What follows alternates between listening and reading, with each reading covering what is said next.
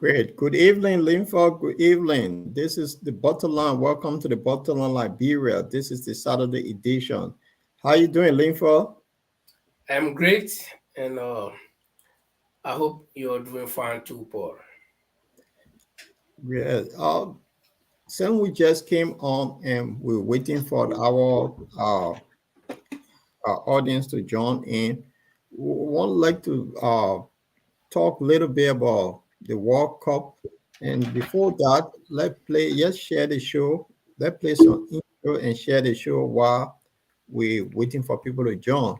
I think it'll be a good thing to share the show, and then we'll talk about little football while we. So in the process, let me play some Takunje music while we're sharing the show.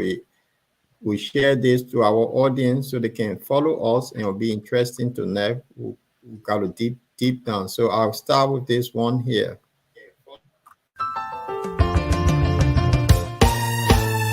My people, where you at? Where you at? Wake up from your slumber. Stop sleeping. Whip your hands, whip your hands, whip your hands, whip your. Come on, come on, come on. I know you're sleeping now. Y'all gotta wake up some more, yeah? Okay, let's go.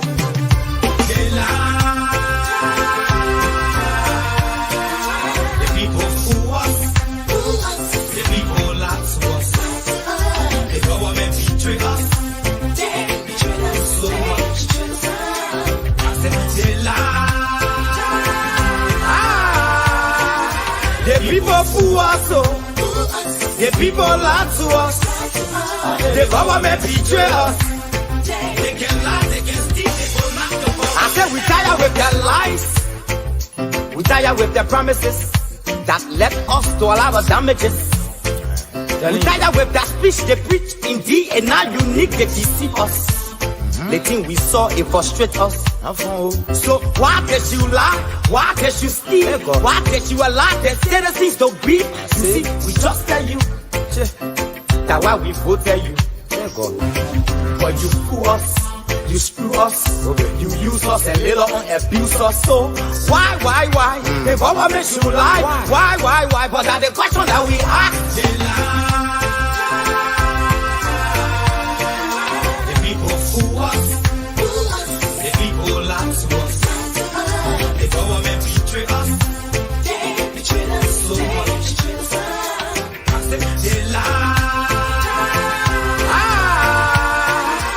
people fool us, the people lie to us, the government betray us. They can lie, they can steal, they will not corrupt. No one to trust. My people, no one to hope on. Nobody. My hope that I have been broken. I'm telling you, brother. So where are the schools? Where are the roads? Where are the jobs that they say they could afford? But they're too selfish. The people tired with their rhetoric. People tired, they tired. You see the reason why we ask why the government betray. They have enough of time, but yeah, then instead they delay. People suffer. No work for people crying for hunger. Look at. Your vision and your mission, your intention to the nation, they poor. You got nothing to show. Nothing. So why? The government should lie. Why? But that's the question that we ask. They lie. The people fool us. The people lie to us. The government betray us. They betray us so much. They lie. The people fool us, the people lie to us, the government betray us. They can lie, they can steal, they will not corrupt.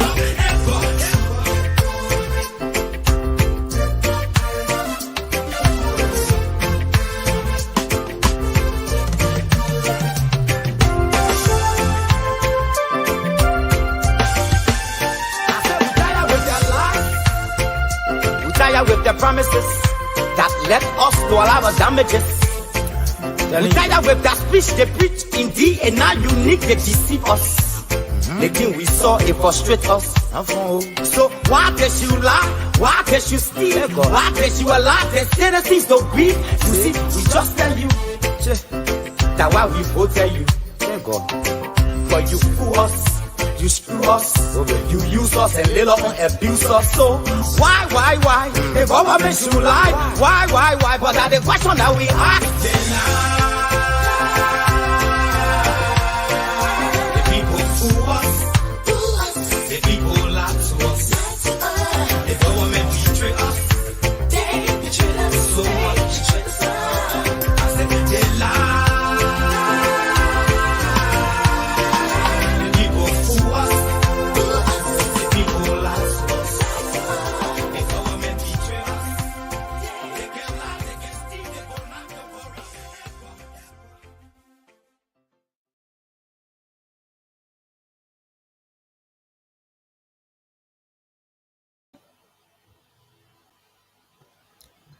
Welcome to Butterline Liberia. Gentlemen, welcome to the Saturday edition of Butterline. Today we'll be having a very interesting topic. And Jamal Linford, how you guys doing, man? This is the World Cup season. How you guys doing? You guys following what's happening in the world? Yeah, well, do you hear me? Loud and clear. Yeah, we're doing great. You know, the good thing yesterday we have to watch UK playing, England playing against USA, and the good thing I was like at my work, and we have like thousands of my staff all together at one location watch the game. It was a kind of nail biting game, but however, it ended 0-0, draw all. So it's a good game anyway. It was a good game. But the thing was, the good thing was the question I was asked. One of the guy asked me was, "You got your president's son playing for USA. You know, you you're in England. Where side do you belong to?" And I was like, and you know when you said that, the like, team Weah was asked off the page, and it just showed George Weah, President Weah, and you were like clapping, without in that kind of diplomatic move, like shaking his head. So, where do you stay in terms of loyalty? Or I just told him, man, listen, he's an American citizen. I live here and I work here, so I have commitment to this country. So don't even ask me where I belong. I'm not American. I'm a European. So you cannot decide. That tells you where I stand. So that's how we ended. We kind of want to put him in an embarrassing situation, but I kind of handle it professionally. It was quite interesting. Right. So, Linford, man, I know you in a cool environment, and I guess you home warming up and enjoying football. And France just beat one of your Scandinavian team, Norway. So, which side you on? Because Liberia don't have anyone in there. We got few Liberian players playing for different countries in the World Cup. So, are you supporting Denmark or you on the side of America because you are all Canada where you have Liberians playing? Well, first and foremost, my greatest loyalty goes to all of the African teams that are playing in the World Cup. Until they are all out or until they go forward, my greatest loyalty goes to them. Then my secondary loyalties will go to America for one reason. I grew up partly in the U.S. and decided my family lives there. And then our traditional tie with the U.S., Liberia. And so, and then a Liberian American, Timothy, we are playing for America. Yeah, with all of that, I can throw my weight behind America. Okay. Then when it comes to the rest of the countries, every country in Europe and South America, and even in the Middle East, I got black people playing for them. I will support them. Any country that got black people playing for them, I will support them. Denmark, you saw Denmark play. They don't have one black man. They got one. I think a Fuller boy. I saw the last substitution they made. One boy called Bar. I don't know whether he's Fuller. So he black then.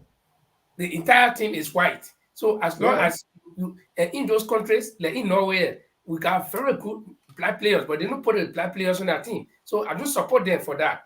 I would not. Look, let me tell you, I have lived in Europe for long. And I have learned to be racist. Wow. Yes, anything you teach me, I can take it in. If you want to be racist against me, I'll be racist. Because it's something that you teach me.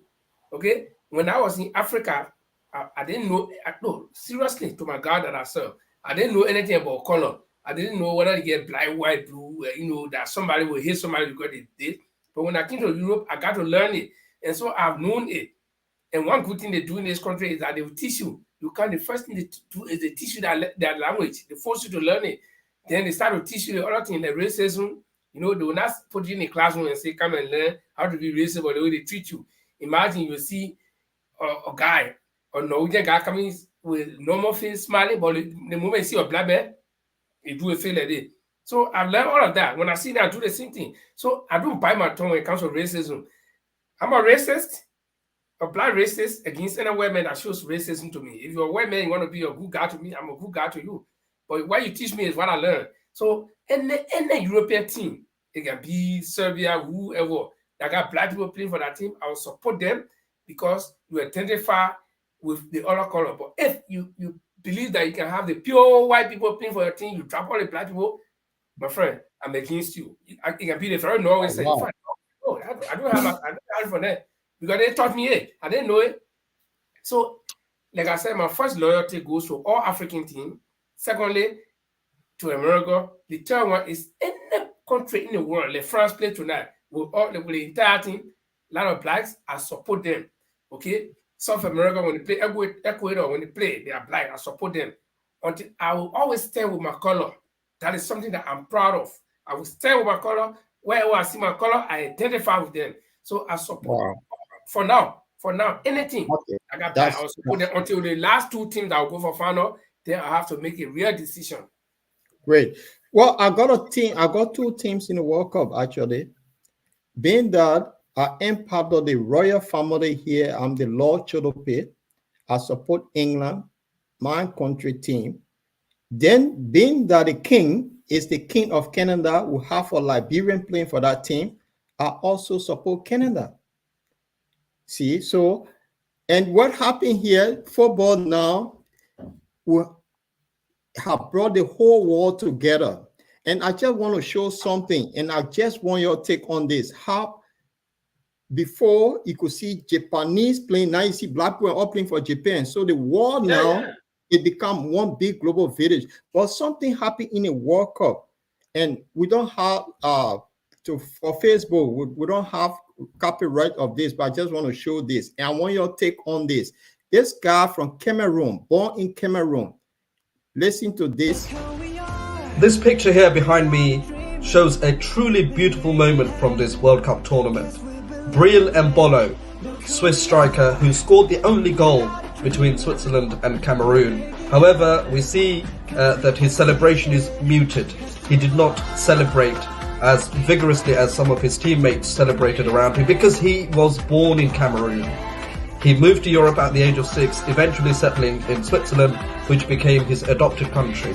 He becomes the first player in World Cup tournament history to score for his adopted country against his country of birth. Many European nations we see featuring players who are from a different heritage, descendants of migrants who moved to Europe and adopted France, Belgium, even England or Germany as their countries. And we see the descendants of those migrants representing the likes of France and other European countries.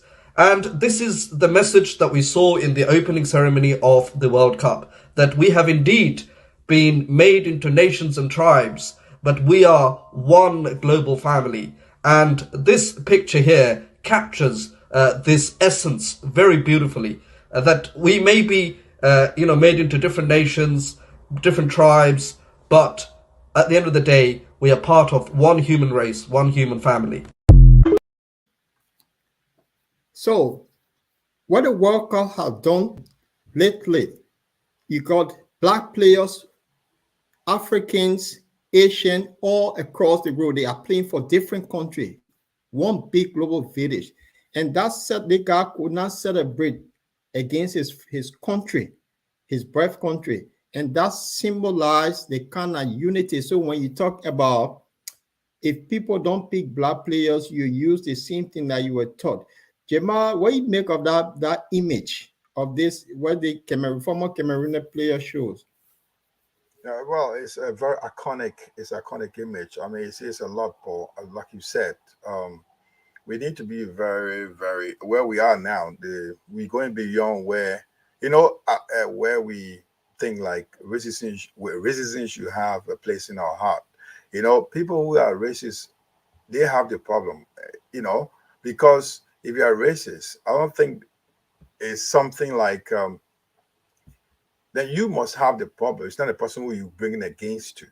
So if you think you can live, you need to live with water. Like you said, this is a global village where we can able to live together. So whether we like it or not, we can't erase racism. It will be there forever. We try to reduce it in a way that we try to find a way that it can't be embarrassing situation. But now, with regard to football, Germany was one of the countries in the world that we thought would have not featured or field a black player. It has been happening a long time. I think Asamoah, he was the first black born Ghanaian to play on the German squad, came on the World Cup or European Cup. I think the World Cup or European League. I can't remember what year, which of the game was that, and everybody was surprised. So a lot has come, for us to realize that the war is coming to a place where, whether you like it or not, it has to do with the talent. It has to do with the skill. We have to live with this. You can't just separate one anymore. So this is why it shows a lot. With that picture, it shows a lot of people that need to learn a lot from that. So it depends what my colleague just said, like what he feel. I think he put in a positive way, like being racist himself doesn't mean that he's negative, or what Leaf was saying. Like they are telling him like you don't belong here, and they keep if you feel not welcome, you take it in a different way. We all have seen it around Europe here, where sometimes we've been our acquaintances we know that we are not welcome somehow, but then how we act in different way that they feel that we are now subhuman to them. We are all intelligent people as they think. Sometimes we begin to work with them, they know that, well, I don't know how black people are so intelligent. And until they see you from the outside and say he's one of the dumb, we have ever seen. So I think what Leaf has been saying was we've been taught to distinguish, to discriminate against each other. That's how he's been taught. But he's doing it in a way that they also know that he's not a fool. He knows what he knows, and he can deliver positively. So that's what I think he was trying to say, and that's what we're all trying to present here. So racism is always going to be around. You saw it when the black players made penalty in English during the European Cups. European, what they did, they were kind of, you could see that they had all the harsh words against them. And now those guys, two ways. Either they kind of demoralize them, they won't play for the national team anymore. Then when the black players made the penalty during the European Cup, all the black players missed. Everywhere we had in the newspapers, we were everywhere. They were chanting all these racist slurs against them. But these guys look at what they're doing right now. They put it behind them. It made them to grow as, people that believe that, well, it's not me, it's you who have the problem. So this is what I always tell to people who want to sound racist or who want to be racist. You don't have the problem. They have the problem. If they can't deal with it, let them go and find somewhere have a problem. They have medication or treatment for what they're going through. So that image is iconic. It needs to be shown all around the world to tell the people with this a global village. No matter how we live, we have to live together. Color or skin or brown, whatever you call it, it doesn't matter. And one time I always say the blood that runs through our veins is red. So that means that we are all from the same, we got some kind of origin, one origin or generation from somewhere. So that's what I say to that picture. Right. Before I bring Linford in, although Liberia is not in the World Cup, but we have 3 Liberians that are in the World Cup. There's a young Liberian kids who live in Ghana have been after the Ghanaian team that they will bring disgrace to Africa. But I want you guys to listen to this, and then Linford, I will start with you. Just listen to this for a few minutes. Will disgrace Africa. I told you guys that Ghana will disgrace Africa. This boy, I don't know which country you are coming from, but I think your tongue show me that you are from Liberia. Your country is the definition of disgrace. You people wake up and kill each other, cousin and this thing. Kwasia. Recently, your president cry is coming to AU meeting. We have to send our old plane to pick him. You don't even have bicycle. And you are talking about Ghana. Ghana is going to disgrace Africa. Your country has never qualified for even secondary school ball. Idiot. Your country president, the son is playing for US. You are sitting there talking about Ghana will disgrace Africa. Let me catch you. You are in Bujumbura camp talking nonsense. That is why everybody come to Ghana, will give you some freedom, then you are talking nonsense.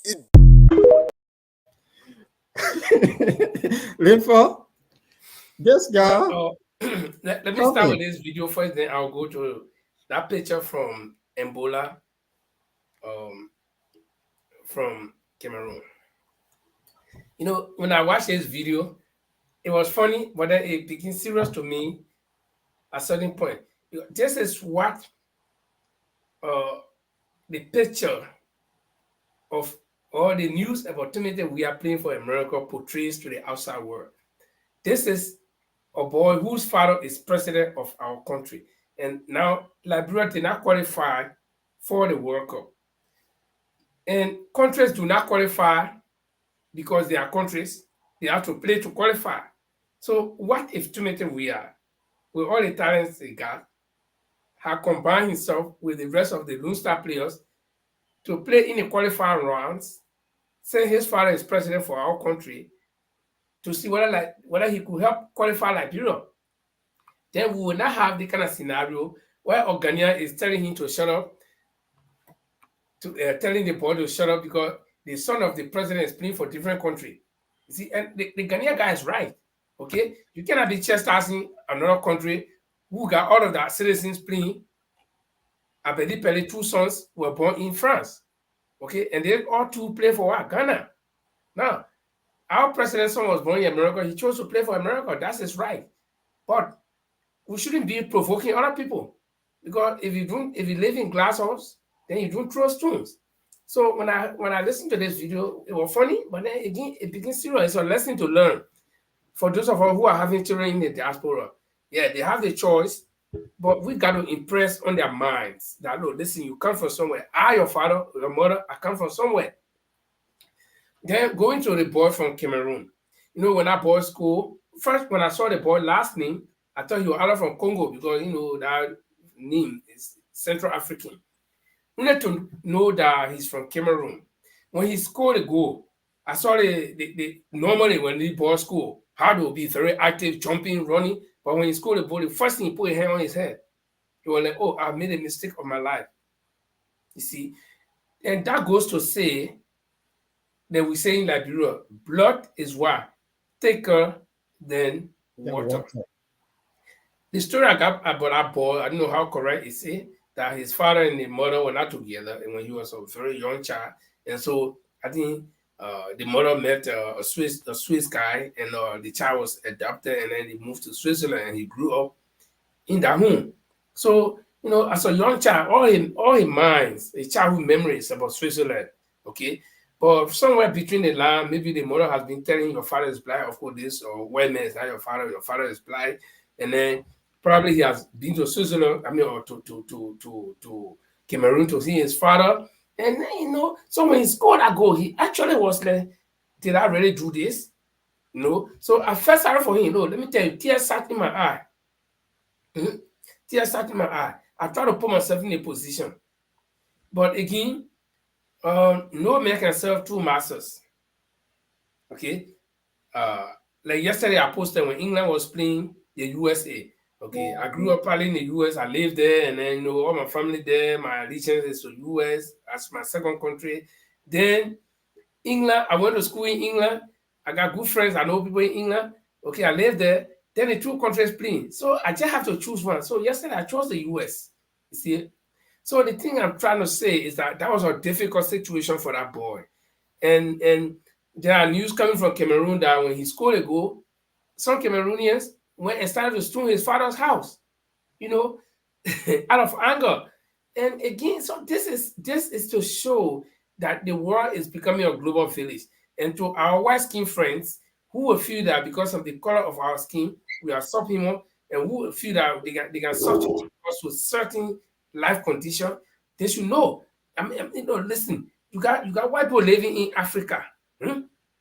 Liberia, for example, we got a lot of Swedish people who born children, Norwegian children here. Yeah, they were born in Liberia. They are here. I know a lot of them. We sit together, we talk. Okay, so why would you think that because we come to your country, so we are of no value, that you will treat us anyway? Okay, when in fact, in that black man started going to women country, well, women who went to black man country first, who colonized? Show me one country in the world that any African country colonized. No, it was them. But anyway, this is not a discussion for all of this tonight. But we just want to lay the premiums for them. Those of them, and like Chima said, you the racists who got the problem.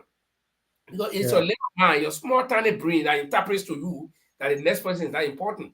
But then again, we got to react. Sometimes we should not be the recipient, get absorbing the sponge taking in water, or let them do it to us. We live in that country. No, react to them. And I have reacted to a lot of them here, and they know now, in fact, we're becoming best friends. Because they will test you. When they test you and they know that you are sponge, you will take in that, then they will continue to do it. The number will continue to grow. But when you react to them, the number will reduce, because they will tell their friends, no, listen, that guy doesn't take it easily.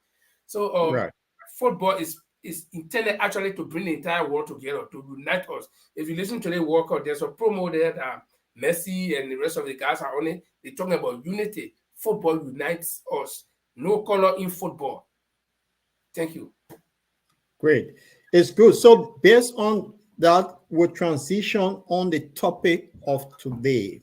So it's have to do with our President Gorge Weah. And let me look at our viewer comments to start this. Shadida went into this. This is the topic for tonight. Right. So bottom line is going to discuss this. How our president, will he be elected with all of these things that's happening around him? Liberia don't qualify, he's on the stadium, he done this. And Jamal, I want to lay out all of this, please. How far have we come since we are going to office? Is it been good for him? It been good for the country? Where are we? So can I share? It all started with this thing here. I want you to talk about it.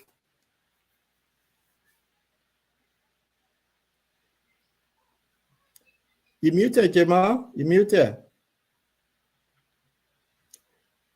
You muted. Okay. Yeah. Did you hear me now? Yeah. Loud and clear. Okay. This is something. There was a protest somewhere around 2-3 years ago when the president took over, and there was like demonstrations around with corruptions and a lot of things happening in the country. And the people came out away when the IMF said that Liberia, the cost of living of people was very hard. I mean, Liberia had a devastating effect on our people. At the time, we were 64% of the population lived below poverty line. You know, in that year, that's the time, in the same year, you remember when they put in, the government injected 25 million, which is 19.6 million Liberian dollars, into the economy to mop up the Liberian dollars country inflation.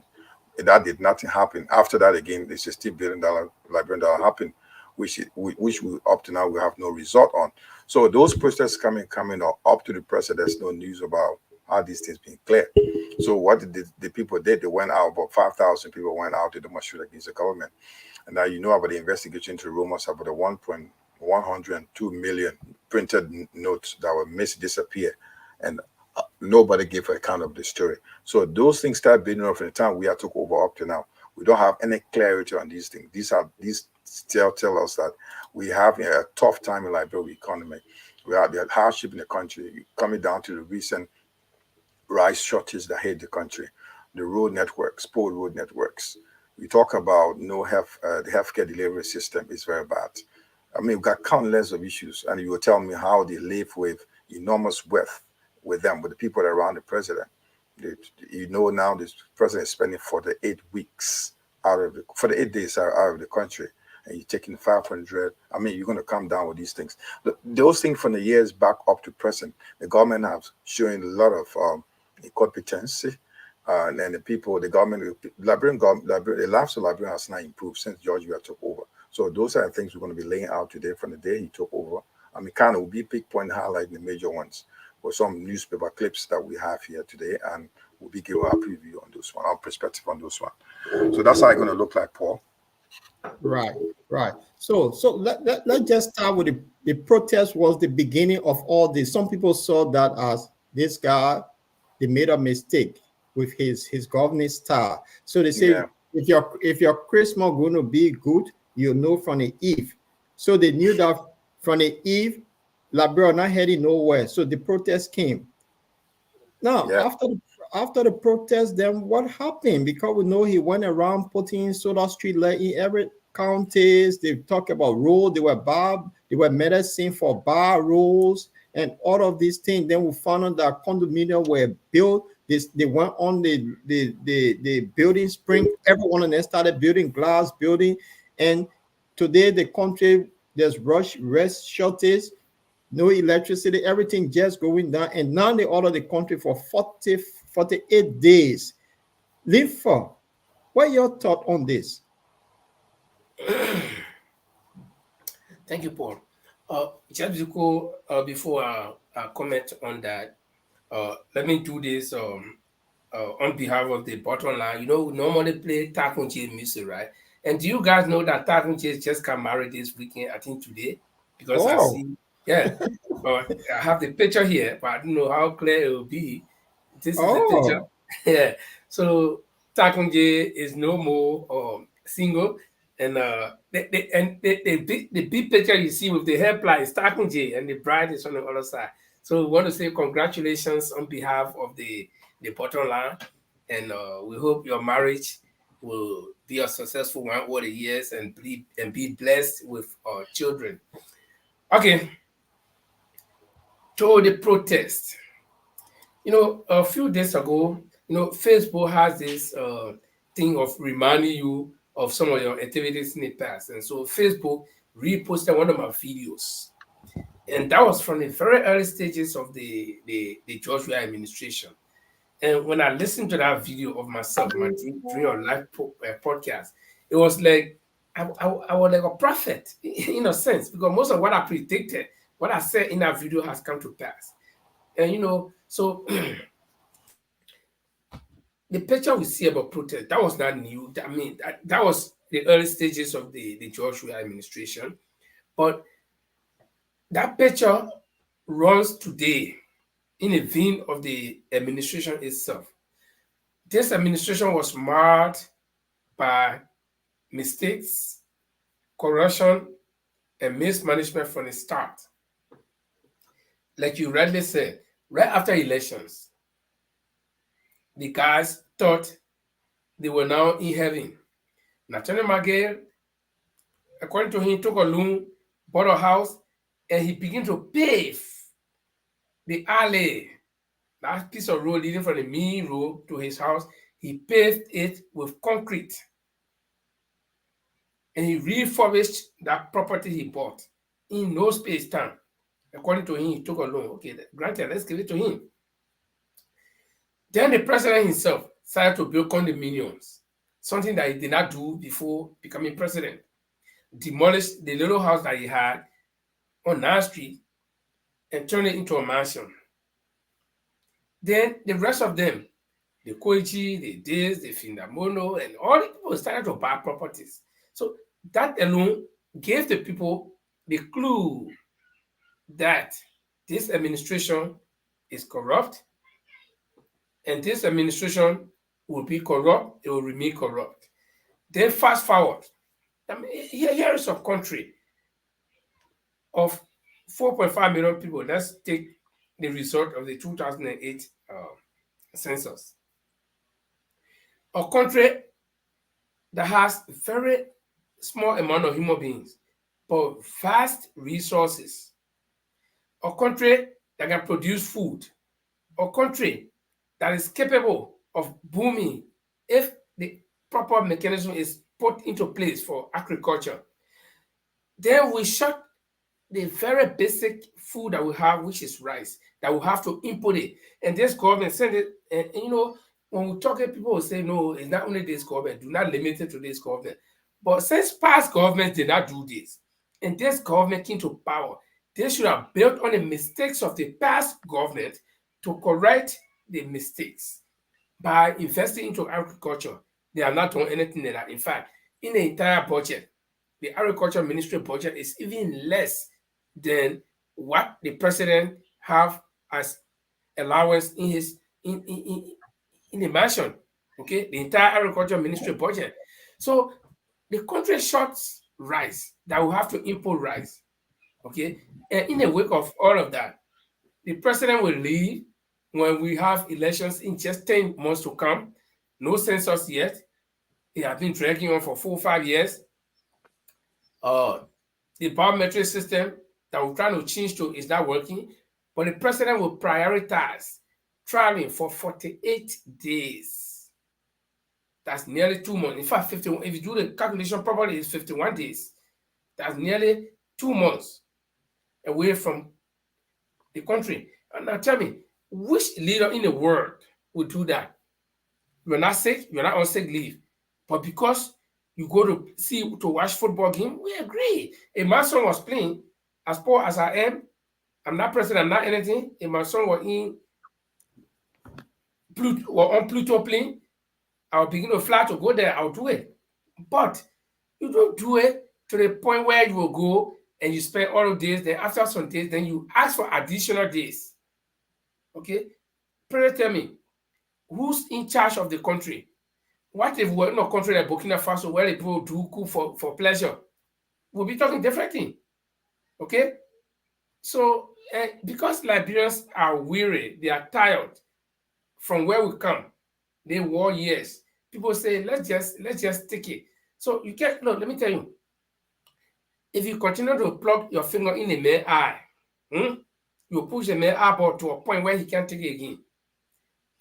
So he just got to fight back. And I hope this president will take clues from some of what I'm saying. That you can't play on the people. We are people. This is a nation, for God's sake. You leave the country, you go for 48 days. This is the longest in history. It will go down in the Guinness Book of History. Okay, world records. Liberia also has a record of setting. A way of setting record. We understand that there was the biggest rigged election in the entire world took place in Liberia, where Charlie Kingtown, right? Yeah, where the number of votes that won the election in favor of the incumbent were more than the entire citizenry. Okay, so that is in the Guinness Book of World Record. So now our president is setting another record where he will stay out the longest from office or from the country. So, the protest you see there was just the beginning of what the people thought will happen. Right. So, Jamal, while we're on this, we know some lawmakers in the early days have been causing noise about the personal commitment he made that Liberians will not be spectators in their own country. Now, look at what this senator is saying here. We see now George. What the judge is saying here. Now, it's followed by a few comments that the judge made. So I just want you to look at those comments that he made and then take us through what this is all about. That was the early days. So the judge is saying this. Yeah, Paul, when he did, this is nice to see. When the judge was, when he was not appointed as judge, I think he was recently appointed, if I'm right. And this is something president of the nation. Paul, the one you put is a comment from somebody, I guess. No, this is it. The president. Yeah, this is what the judge said, and then he went on to say the next one to follow up with. He went down one. So it's the judge that is saying this. No, that's not a judge that's saying it. This is from the editor of a newspaper. Right. The newspaper that commented, I think the New Down newspaper made a editorial on that. That's why he said with regard to, it's not a judge that said that. He said about when he wrote an editorial about the person abandoning the country for 48 days. Yes. He was critical, he was attacked, so you have to come by in his own defense. So this is what, could you replay that, put back, this is what he said. Play back that, you display the comments. The comment, this one. Yeah.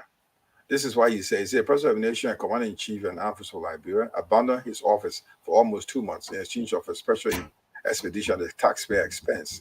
This is the New Down managing editor who wrote this editorial. It was in the editorial. He came in his own defense when they said that why should the president leave the country for more than roughly for the 8 days. Leaving the country is at the expense of the taxpayers. So this is the comment. That says a lot of George Weah.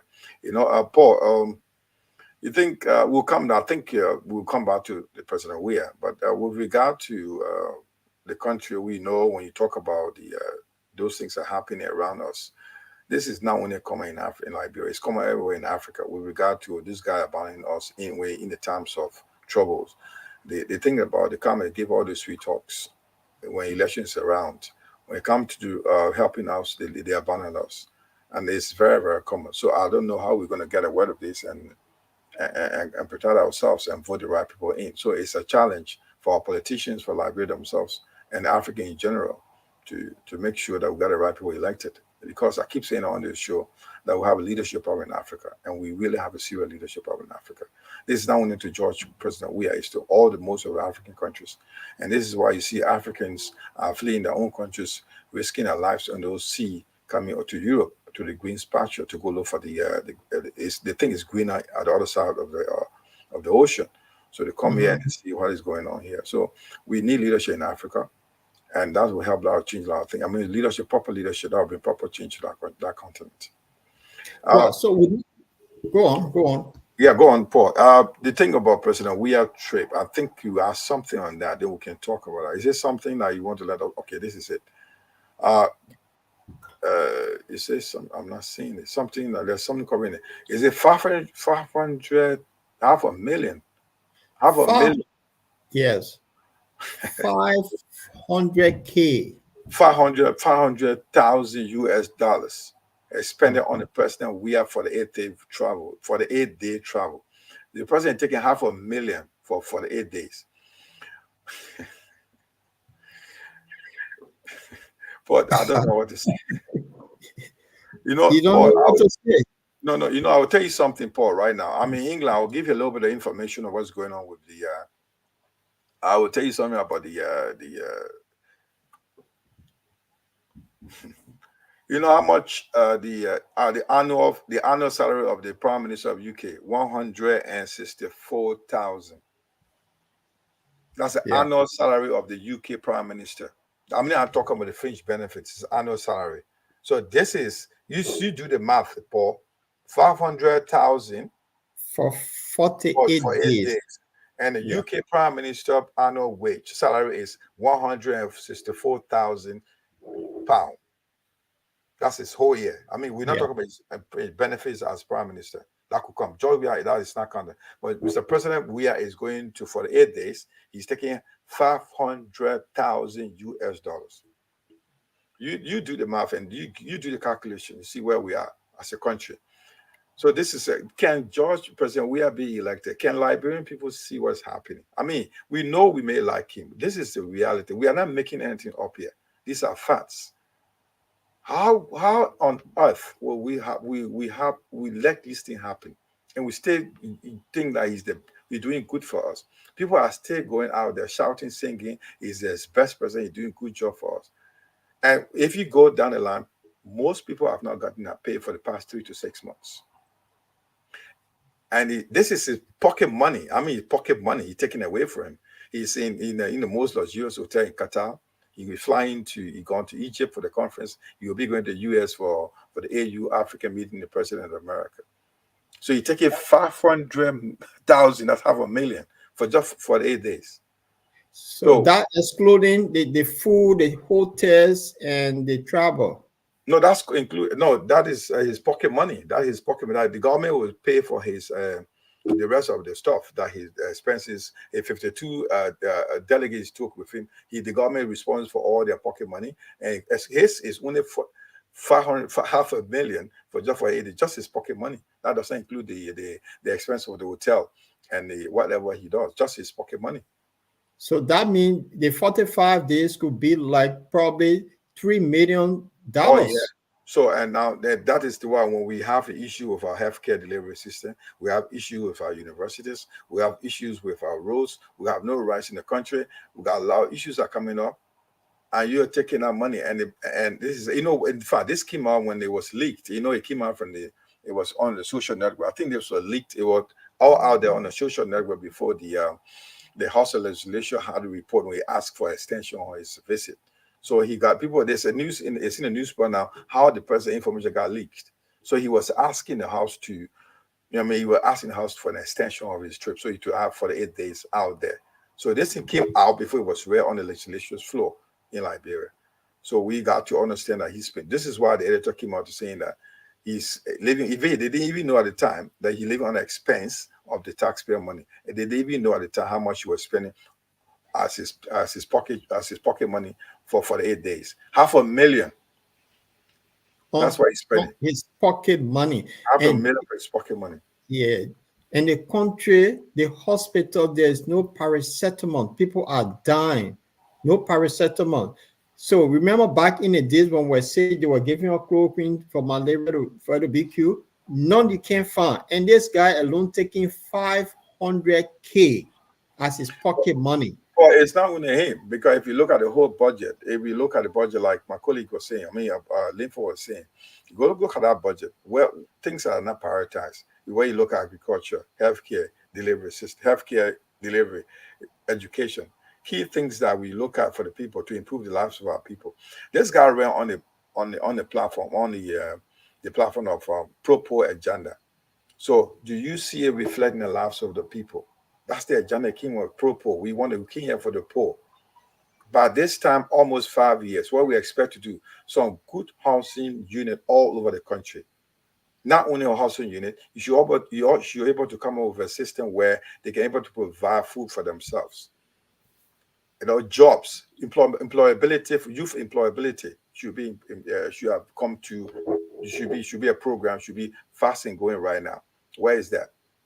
Now they're calling them, what they do right now, they call them the Zogos. They keep a few of them, get them put on pay, or get us some stipend or some kind of pittance at the end of the month, the more tough ones. And those guys will be gangsters against oppositions, creating more hatred in the country, where you should create employability for youth in the country. When you came with the pro-poor agenda, I don't know what is into that pro-poor agenda. When you're in for the poor, by this time of the year, if Mr. President wanted really to help the poor, like at least up to, let's agree that at least up to 60% of our people, that when IMF saying that 64% of people live beyond poverty line, 64% of the population live beyond poverty line. But at least that 64 shall be improved at the end of 5 years in office. But nothing has been seen. These housing units you tend to build around, where are they? They are somewhere there. But it should be all over the country, not only building house. If you build a house, you need to find food for them. You need to find a job to maintain those places. And teachers are not getting paid. Civil servants are not getting paid. Healthcare slavery is bad. Road network. You are from Maryland. You're from River G area. You're from River G. See what happening from a river to Maryland. And this guy is from that part of the country. The president is from that part of the country. So what are we doing here? What a road network? What a road to the farm to bring the product, the produce to the farm, from the farm to the market for our people to sell, to make their money. I think this should have been part of the pro-poor agenda. But now he having $500,000 in his pocket as a pocket money traveling abroad. And we say now that we're hailing the president is the best man. You got the best president, he can dress, he can dance booga. Where are we looking at? Wow. We need to rethink ourselves and see what we looking at as a president. What is he doing for this country? This is why I said we have a leadership issue, Paul. Right. And we don't seem to see us like that. You're right. We have leadership issue. Therefore, the legislatures, is something written in the Constitution that the president can only travel out of the country for maximum 7 days. This guy, he's not on medical. If it's medical condition, he's going to watch football for 48 days. What we lack leadership? What happened to legislatures? What are they doing? I've always said this, the problem with Liberia is we ourselves. And why would I want to blame ourselves when we are having problems? Why would I want to make us part of our own problem? Everybody cannot go into the house, or everybody in Liberia, all the citizens cannot go into government, the good and the bad. We all cannot go into government. So what do we do? According to our system of government, the democratic system of government, we should elect people who will go and represent our interests. Okay, even in your house, everybody cannot be the head. You are the head, you are the father. Okay, so you and the wife, the children, everybody cannot take decision. One person will have to, or certain people have to take decision in the house, and those are the people that the whole household will depend on. So it's like the government. So since we all cannot go into government as a nation, we select people or elect people who will go to represent our interests, to do what we want to do. In other words, we put our life, our spirit, our everything into those people that we send. But those people tend to be not in our interest. They don't tend to be in the interest of what we send them to do. So you got the lawmakers who have immense power. They make the law. They can say, Mr. President, today you're not doing it, you cannot do it according to the law, you will not do it. Okay? But they are like toothless bulldog. You got this house in a community that is bad where there are roads, then you got one bulldog sitting down there at the house, no tea anymore. You need parking and making the people afraid. When you can put your hand in more and take it or you're not, but you. So the roads will not be afraid. That's what's happening with the government and the people of Liberia. Our legislature have become a toothless bulldog. They cannot bite, they cannot do anything, they have become useless. Like Yaka Kolba will always say in his word. Okay. So the executive will have a quick, easy ride, and that's what the president is doing. The fact that the president is out of the country, the legislature can summon him to come back immediately, or else they can, in consultation with the judiciary, okay, they can form an interim administration right away. Because while he's away, yes, he appointed the justice minister to be acting president, but that does not fall within the purview of the justice minister or minister. Okay, he can be appointed for a few days, but not for 48 days. So, but they will sit there and they join us, and we all cry. So, who do we carry our problem to? Okay, when we should be going to the legislature, they didn't say crying. Oh, you know, this thing are happening. So, who do we turn to? So, then I think the only best alternative is to vote this administration up, and if I have my own way, to vote the entire legislature out of there and elect good people that will be there to represent the country. You see, until we can do something like that, my friend, we're in a long haul. And I heard, you know, the question whether the Liberian people can re-elect this president. And that's when you're going to see that Liberians were a strange breed of people on earth. Okay, people will queue in for President Weah because why? These people are gullible people. The president comes from all the hunger they're going through, all this thing they're going through. The president comes back to Liberia and go to one community and share a few bags of rice. You see, people will begin to queue up. He's the best president ever because we go after our stomach. This is what we do. So, you know, it's difficult to discuss the issue of Liberia in the absence of real power, the power that we should be exercising, that is enshrined within the Constitution. That power is inherent in us. That power is in us. But we don't know. We are elephants. We don't know our own weight. Right. We don't know our own weight. Jamal, I want to bring this. We talk about leadership, and we have the American system in Liberia, and in England here, our parliamentary system, I think in my own view, is one of the best in the world, whereby every Wednesday, the prime minister have to face the opponent to ask question, how far the country gone. We have people that want to unseat Gorge Weah. What are they? Why are they not the lawmakers to book, and why are they not calling this president for his resignation because he violated the rule? What are they? Paul, you know better than I do in terms of what they did. They are shielding the president. They are shielding the president because they receive brown envelopes, Paul. These cuts that come, these projects, and president is giving them envelopes overnight. They are shielding the president. We said on this program, the president has not even had a major press conference. since he took over. And this is a president who's on record of not having any debate during the presidential elections. You know that, Paul. And that's a lot of things we all know. So this is nothing hidden about the president. And the people that want to do in the House, the House of Representatives, House of Senators, House of Representatives, House of Senators, the two houses, they say those three things, sugar-coated things, to get to power. When they get there, they shield the president. They are shielding him. He's been shielded because from the people. So I said it one time, like the late Professor Saw used to have, I think, Meet the Nation or press conference every once a week. They're questioning about the state of the economy or the state of the affairs of the country. Because this guy was confident enough, he could answer any question. If he's guilty, he raises his hand, I'm guilty. But the president doesn't even speak to anybody. Now, let's go to the people that are opposition that should come up.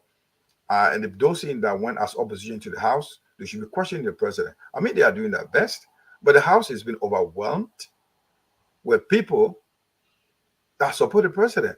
So when you get into that House, you go into the normal Liberian politics, which is you change colors. We are not in the House. You become the radicals. You become the tough talking guy. Because you don't have it. Once you get in there, you become the bourgeoisie, the big boy.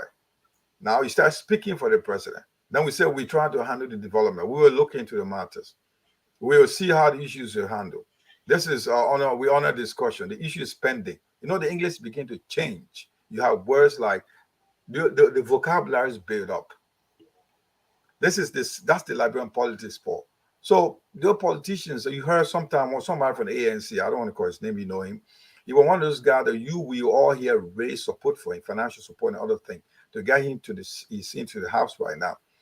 He's one of those guys he's been mute for a very long time. He did not speak on any issue that bothering the common, his own county, for his own county or preference. He was one of the top talking guy in his county. Where is he now? That he's among a lot of them in our country. So among those people that are being elected to serve in our interest in the House, they won't speak because they have already been brought in and they're being initiated. I think my colleague Linford will tell you, they've been initiated. Right. They go into that Zoe bush, their hand in that gravy bowl, and I'd call it ANC, I'd call it Honorable Alexander Bikomi will say the candy jar. They're in that candy jar. So they are picking something, the juicy candy. So once they're eating that juicy candy, they won't say anything. So the president go ahead and have a free ride and abuse his office as a president. Nobody speak about it. Look what happened. Let me before Linford comes in. Look what's happening going on. A lot of things the president should be brought before the Senate to ask questions with regard to his activities. They have not done anything. There are a lot of issues should be brought to ask him questions. Maybe he's not coming on this, you questioning. Look, three houses we are in the country: House of Legislature, Judiciary, and Executive. They are all three branches. They are equal rights. They should question each other. I mean, counter check each other. What are they doing? They are into the soul bush right now. So forget it. The language has changed, my brother. The language changed. So, Linford, the language changed according to Jamal. Look at this one. Let me quickly jump in there. Jamal was like taking it from my mouth. You know, the last time I said on this program that the longer you live, the more you see and the more examples of things that will repeat itself. I remember during the war years, after all the fighting, the interim government was formed. All of the warring factions were allowed to make appointment, and they had the interim government. So Joe Moluwa was proper information minister under Charles Taylor. Milton Tiaje, who is now representing Sano Kante, was deputy information minister from Ulimo. And I was assigned with Joe Moluwa at the time. At the time, the information minister was on Broad Street, where they got the Broad Street Elementary School, that old building there, right near the pavilion. The Centennial Pavilion. Yeah. So Milton Tiaje was very focal. I mean, he was like running the ministry. Joe Moluwa, as humble man as he was, he would come will go to work around 7 o'clock, 8 o'clock. Milton would come 10 o'clock. He's deputy minister when he come. Hey, he was saying, a rude boy, you go call me Joe here. calling the proper minister. We are calling Joe here. And Joe Molwa will go submissively to go report to deputy minister. So we're all getting mad. And Joe was saying, no, gentlemen, you're cool down. They think, yeah, we got to take it easy. So Joe, Milton was very vocal. And then the pressure was on. So Taylor told Joe Molwa, I said, you know what happened? I will bring you closer to me to be my press secretary, and I will tell Kroma to make Milton TJ Minister proper for Information Ministry. So they had Milton TJ to all as proper minister. And Milton TJ before that, he was very focused, he was condemning, everything was condemnation for him. So after 2, 3, 4 months, Milton was quiet, no more noise, nothing again. We still got a Freetown ball. We used to call it Freetown ball. Short, small, tech guy with a Freetown accent. Bukari Musa. Very frisky boy. He ain't afraid. Nobody can ask any question. So there was this press conference somewhere. So Milton Telly was at this press conference. And Bukari Musa said, today, I will ask this minister. He said, Mr. Minister, can I ask you? Then Milton Telly said, no, Bukari, I'm not ready. He said, no. If you say you're not ready, that's not the answer. I want you to answer my question. Then Nathan tells you, okay, Bukari asked him one wonderful question. He said, but a few months ago, you were very vocal when you were deputy minister. But since you enter government, we can't hear anything from you again. So does that mean everything is all right in government now? Nathan tells you laugh. And Nathan tells you is what? Today he's for a senator. Nathan tells you laugh. He said, gentlemen, you know that voice. Gentlemen, let me define government to you. Government is like this big house in the middle of the town. And this house belongs to everybody. But everybody cannot go into this house at the same time. Okay? But everybody will work to clean this house, to do everything. But only a few people they can select to go in the house. So when these few people go inside, they know what is happening in the house. But the rest of the people that are outside working hard, they don't know what's going there. So whether there is mosquito in the house, or hunger, or heat, nobody knows. Only the people in the house know. So that's why when we go in the house now, we know what there. Or in this government, when we enter, we know what's there, so we don't talk anymore. So to kind of Jima's point, that's a true definition of the Liberian government. When you outside, there's some of us there, we're making all the noise. Maybe if they let me tomorrow, I'll be senator, I'll go inside, I will not talk anymore. So to kind of Jima's point, all of the noise makers, from opposition, from where, who knows that Eugene Fankon could be saying that and condemning the government today? The federal government that you're advocating for when you're in government.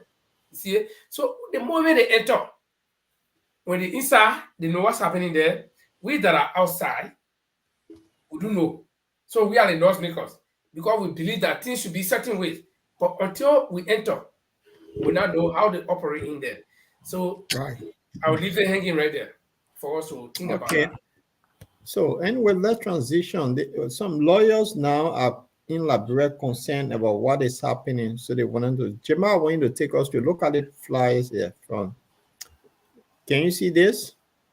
1 second, Paul. I'm coming to look at it. Yeah, I think it's coming through. I'm a little bit blocked here. Yes. Okay. It says a lot about this. A Liberian lawyer demands status on a sanctioned ex-government officials investigation announced by President Gorge Weah.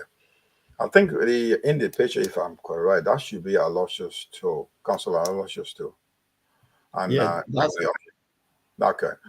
I think he's from the picture. He's saying like they are asking for the government to speed up the trial. I mean, to put into practice or to put in a team together that will investigate these people, the 3 government officials that were sacked for corruption charges brought against them by the American authorities, American government. The government, sorry, 1 second. I can't get a picture. Okay. The government is saying, he's saying that they are, since they're being sacked or sanctioned, nothing has happened so far. So a group of lawyers, Liberian lawyers, keep together and ask the government to set up this trial for us to know the result. So they shouldn't. The government, Gorge Weah announced that there will be a trial for them, and nothing has happened so far. So they're asking the government to step up and take the trial into action. So that's what's happening at the moment. so because you and Linfo alluded to the point that when you insert If you're in a zoo bush, you don't talk. So these people were sanctioned, and everybody gone quiet on them. They've been sanctioned for a long time. They were dismissed from their posts, Linford, Let me because tell they you, no, the thing is wait, clear, Paul. yeah. The thing is clear. I know you want to ask a question, but let me just jump in. The thing is clear. America does not appoint our ministers or government officials. It is the president of Liberia that does that. But America comes out and accuses 3 of your key ministers or your key officials on grounds of corruption. You, the president, I don't know from what judgment, you suspend them, and after you release them of their, in fact, they resign of their posts. Now, without conducting any investigation, what does that tell you? Does that mean that you have consented or you have agreed to the allegations made against your government by a foreign government? I mean, let's look at parity here. Government is government. They get big government and big man government. We elect our officials, our president, the same way American people elect their officials and our president. So if George Weah is meeting Biden, they are presidents, no matter where we come from. Okay? On a level, at least we're not equal, we're not equally equal, but at least on a level, we are equal as presidents. So if the Americans sanction your officials, then you, the president, you suspend them, and then the people resign, they relieve or they relinquish their posts respectively, and you accept it without conducting any investigation. What do you make of that, Paul? Does that mean that you agree? Okay, but let's look at it. Without any proper investigation into this allegation made against the people by America, this thing will loom over McGee's head, over Sifa's head, over Bill Traoré's head for years, because nobody has conducted any investigation to exonerate them or to bring them not guilty. So people now can pass on any information. People can judge them by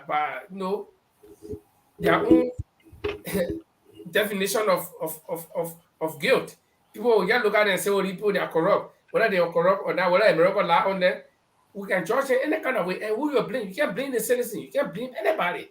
You, the government, it is the onus is on you to conduct investigation. They are your citizens. Okay? Now, the government has failed to do that. So lawyers who know the law are now saying, oh, listen, these people have been sanctioned, they are being accused, you have dismissed them, or you have accepted their letter of resignations. So does that mean that they are guilty? Because the fact that you will let them go off your government means that something is wrong. You should stand your ground and say, oh, listen, my people are not wrong.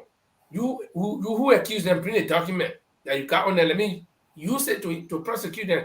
But they are not doing it. So I don't know. That alone shows that the government is in line with the accusation levied against our people by the American government. So what do we do? What do we do? So Jamal, the Yeah, thing is, when allegation made against you, and if the government asks you to resign, I mean, the president actually fire you. So we have labor laws in Liberia. If somebody dismiss you unwrongfully, you can take that person to tax. Is it the time now that the McGee, Serena Seafor, and Bill Traoré sue the government? okay. Or- Yeah, I want to just quickly say something to you with regard to this stuff. You know, an American came up with the accusation that the 3 government officials have some issues. They don't have clean hands. Well, the government asked the very minister to resign. Like my colleague just said, what they should have done was ask the government of America, or the agency, the American government agency, to provide substantial evidence against them. The government did not do that. That's fine. Now they ask you to resign. Eventually, when they ask them to resign, subsequently they were dismissed. So what's happening now? That says a lot. So you can't bring criminal charges against them because they have not been found guilty by the government of Liberia. But now, what the lawyers are doing right now, two ways, either in a positive or negative sense. If these guys are guilty, let us know if they are guilty. Put a team together of judiciary to investigate them, a special judicial team together, investigate them to know if they are guilty. Let them ask the American government or American agency that are accusing them to bring evidence against them so we can see if it's true or not. So we want to set precedent here to say that who else is doing this should follow suit. I mean, something like this should happen in the country. So I like the lawyers' stance on this issue. So if they don't do that, because if the three dismissed ministers are not taking case, they should sue the government. But then where are we taking a case to? Who are they taking a case to? To the government that you're going to sue, to the government themselves? So it's like you want to shoot yourself in your own foot. You're not taking it anywhere. It's like when Kumi was in court, against the government. God just blessed him because we are believers, and he got out of that trap. He was in a way that he couldn't get out of the trap. So the people that, what I believe the three ex-ministers or three ex-government officials are not taking that case because they know they're not taking it anywhere. They will not go anywhere. To which government? To which ministry? I mean, the Supreme Court. We'll come to the era of the Supreme Court and we'll talk about where government, when my colleague Linfo was talking about when you are not in the government, you make noise, you become vocal, you become radical. When you get there, you get quiet. We'll talk about the judges who I think going to talk about that recently. We got appointed as the Assistant Justice of the Supreme Court by the president. So he's going to meet him to decide your case. So what do you expect? What do you think the judgment going to be like or the verdict going to be like? So we know what you're talking about. The three, I know how radical, how vocal Serena Sivas is. He has not said anything. He's quiet. So he know what he is. He got no case. The same thing with the only person that's trying to make himself, clear the air and save his face is the Honorable Former Minister McGill. McGill is coming out to clean his out. People don't hate me. Somebody set me off this thing. He's trying to save his face, but it's not helping him. So it's going to be like the $25 million case that was brought in to mop up the market, the Liberian dollars. Nobody wanted to hear anything about it. Going to have the money that got missing from the container. It's going to go at zero. It's going to die, and nobody going to talk about Liberian focus as business as usual. So this is a situation in our country. So you see what is happening here. The legislation is not coming in to get clarity on this issue, Paul. So where are we? We put in the various houses to help us. They are not helping us. They are not helping us. They got committee on judiciary, committee on this one. Call the president or the minister or the minister to call these people to set up a team to investigate these people. That's their job. But they're not doing it. They sit there waiting for their end of the month pardon. That's what they're looking for. They're on projects. So it's not going to work. So just don't go there. Don't ask whether these guys are going to take the case against the government. Which government is going to take the case to? Jima, let me tell you, the entire government, people that work in the government, from the judiciary, the legislature, even to the executive, they know that these governments are failure, it has collapsed. But what people are trying to avoid is confusion. So people, we just managing. People are saying, let's just, people look at certain things that can happen, but they say, no, let's just forget about it until time for election. Because if you try anything now, we might just reforce. So people say, no, let's just bear it. We've gone 4 years, 5 years, the last 10 months, we can make it. But people are just trying to hold it until they can vote this administration up and setting a new thing. Yeah, what do you say, Jima? Yeah, I agree. I think we have Paul and Linfo, our politicians, our opposition have a job here. To take the case of our people and tell them what the faults are, the mistakes President Weah government having, together with those we have elected in the next 9 years to serve us or to represent us in the various houses. They're not telling us the truth. They lied to us. They got there to change the story. And the president is doing what he wants to do. Nobody complain because he has people in the various houses supporting him. So they're supporting so they say, oh, people like me. You always tell us on this platform, Paul, the president tells us that, oh, the people like me, I've not done anything for me. They still voted me into power. And you see him going anywhere, people hailing him everywhere. He's our president. And how can you be dancing? You're hungry, you dancing, then you tell him I like my president. He has not done anything for you. And this is kind of thing common. They say, if one common of us Liberians say when Taylor came, he said he came my mind, came my power, vote for you. We are but you don't know about vote for you. You see the consequences we're going with. When will we learn? So it's the job of our very politicians, you and myself, are sitting here today on the platform to tell our people the real truth. Not like we're not. I don't think we are into partisan politics here. We are looking at facts that are happening. What is happening to our people right now? What is happening to our people? The rice case has come out. You see what's happening. You see the life just 3 years ago compared to what is happening on a not only gradual but on a rapid level. The people's lives in the country is deteriorating. But you see, but then the biggest question that comes in is, what do we do? So that's why I'm saying that at this stage, 5 years gone, 10 more months remaining. So the people are saying, no, that's just bear it. And this is a normal Liberian thing. They think, yeah, leave now just fry her, then they may finish 10 more, then we can vote. That's what people try to do. Nobody, the thing, my brother, let me hold you there for. I'm a little bit now in support, because if Weah goes anywhere, he got around, he got a lot of welcome. He's well received. So that doesn't tell me that people are, if people are incomplete, how do you call it? They disagree with him. They don't like him anymore. They will boycott him in many ways. We have seen it in that country. What happened with the census? I mean, the census still happened. They had a holiday put to go and do that census. The people didn't show up. They were in disagreement. But we are show up today. Thousands of people show up to see him. They are not protesting to say we don't like you. He has not been challenged. Let me also hold you there. You need to be challenged. Let me also hold you there.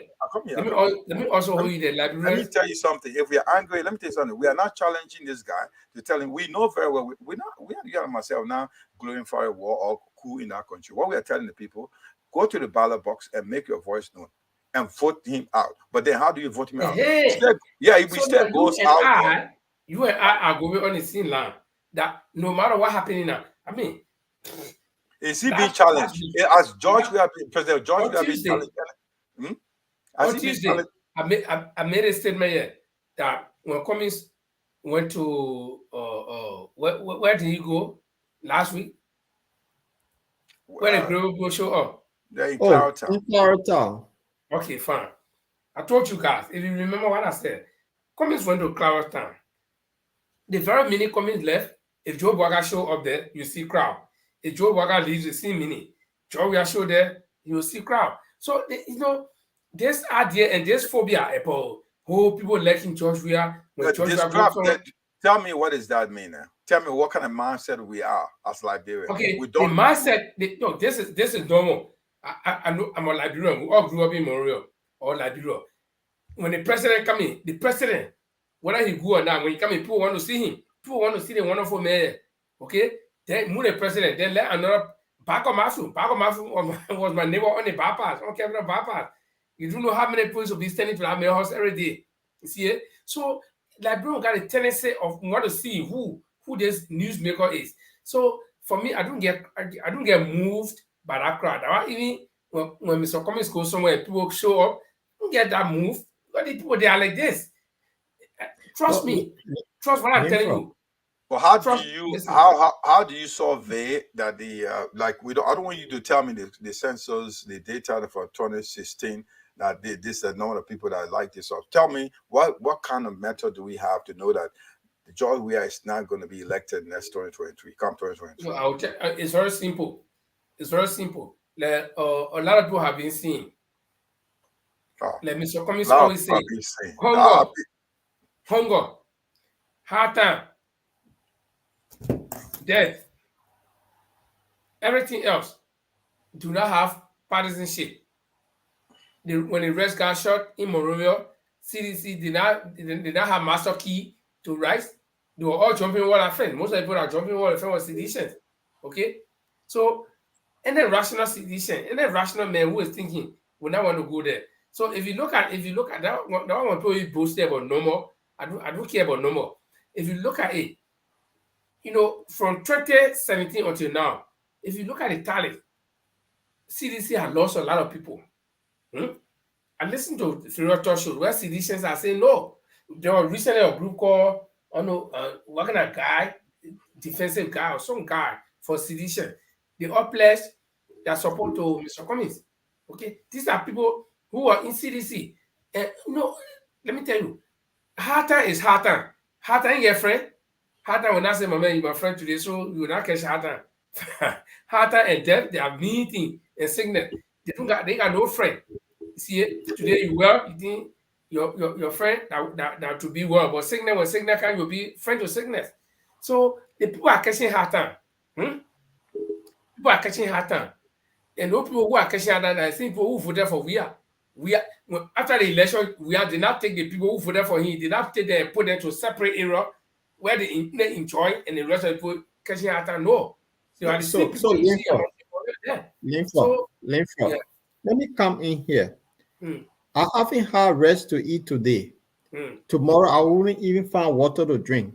And because this guy coming in my area, I'm hungry. I'm gonna leave my house with my son man to go on the street and go wait for him there.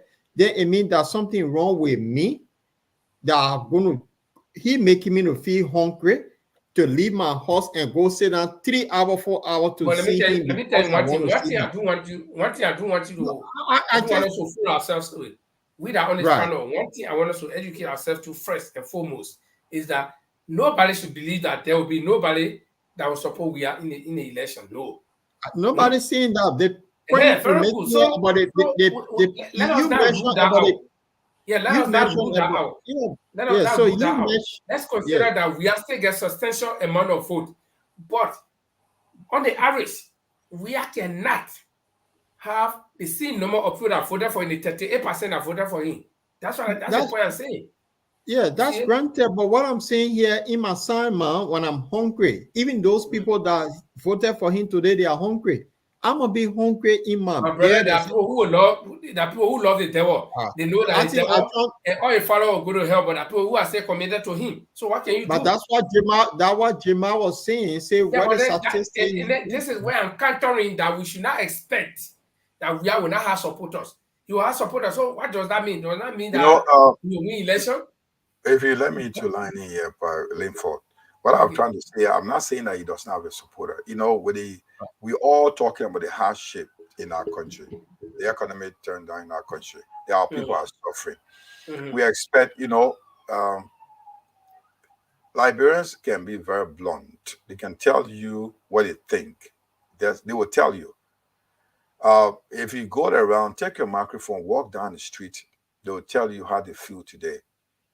You know, probably you may have seen what the president do. Probably one of his one of his visits around, people will tell him how the country is going through. Right? It happened when the president, the president, Ellen Johnson Sirleaf, when she has to go to, I think, Firestone somewhere to calm down the ex-soldiers, the AFS soldiers, when they issue, that was a threatening thing. She went to spoke to them. They always challenged the leadership of the president. All right. Another problem that came was at the start of Weah leadership when the COP came into power. I mean, it went into existence. That was rocking the foundation of President Gorge Weah. That was an opposition that was showing everything. Those guys, they managed, he got in there, that group got dispersed. That group got scattered. So he's working a way through. You know, the thing about we are not committed to what we do. We come together, they get between you and myself and tell us why you want to do it. Why you want to do this? Your uncle is in this government, your brother is here, we're doing this. Stop this joke. They get you something. Your commitment is gone. I mean, your position is gone. You're going to a personal commitment now. So that's how it is. So I'm saying to you, if we feel that Liberians are Liberian, we are really encountering hardship right now. So one, I'm not saying you should physically challenge you. We should see on our faces. We should point to the president. If those we elected as legislators in the House, we should challenge them. We are not doing that as Liberia. I'm not saying that, George, we're not going to get voters. We are not challenging people. We are not. Okay, this is where I came in, and if you remember, I told you that the Liberian people are such a people. They say, no, let me tell you, we don't want no more hard time. We don't want no more grand. Let me put it out Liberian way. We want no more grandma. So we've gone through it for 4 years. 14 years. 5 years or whatever. So the last 10 months, like your bear, time to vote, we'll vote a man out. You see it? So that's the point. Liberian people, they are like, yes, you can push them. Okay, they will decide, but they don't want to decide otherwise.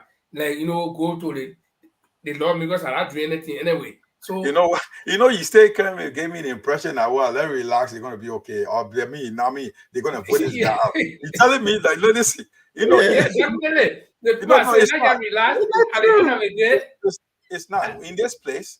In the Mhm. UK, in the West, you've seen it, you know better than I do, because you came to Europe a bit more than before I came in. When the citizens are not happy, it will tell you that they're not happy. You will see it at the end. You know the result of the election not going to be fine. They will jump it immediately. I'm telling you right now. I'm not saying we don't have the system in place in Liberia to tell the statistics. I'm not asking you that to give me statistics, but I'm telling you that we should, from our reactions, we'll know that this guy, people are not happy with him. We don't see that in our. We are not seeing that in our people's faces. We're not seeing our people's reactions. How? No, listen. Let me tell you. Do not get food. Listen. The food business happening. When our food something happening, our rice business. Did the post saying that they were going out there to demonstrate that they were food in the country, nothing going to happen?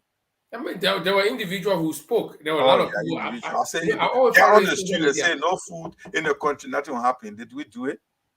That's our democratic right? Constitutional right. I mean, Paul and Chima, are you not getting what I'm telling you? I'm getting you, but it's like you gave me a very good scenario that look like, okay, George Weah has failed already. He's going to go out. Let's just wait. And let's just wait.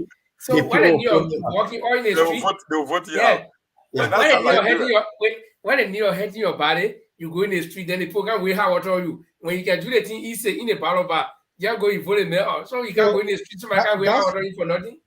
That's what I said. If I'm hungry and I know this guy, he caused me to feel hungry, I will not leave my house. That means that is the sign of them. But who cares? We're going to vote him, or why should I go run cheering him? That's the protest. Yes, but it's not happening in the case. I remember when I was in school in the UK, we had an Indian guy who was teaching us. He always says one thing. The guy said, "Make your life easy." So make your life easy. When you can go stand in the street in the line, you say you protest, they can go out. Simple. In our ballot box, my friend, I can stand to there. I say, "Oh, Joey, the ballot box, go there."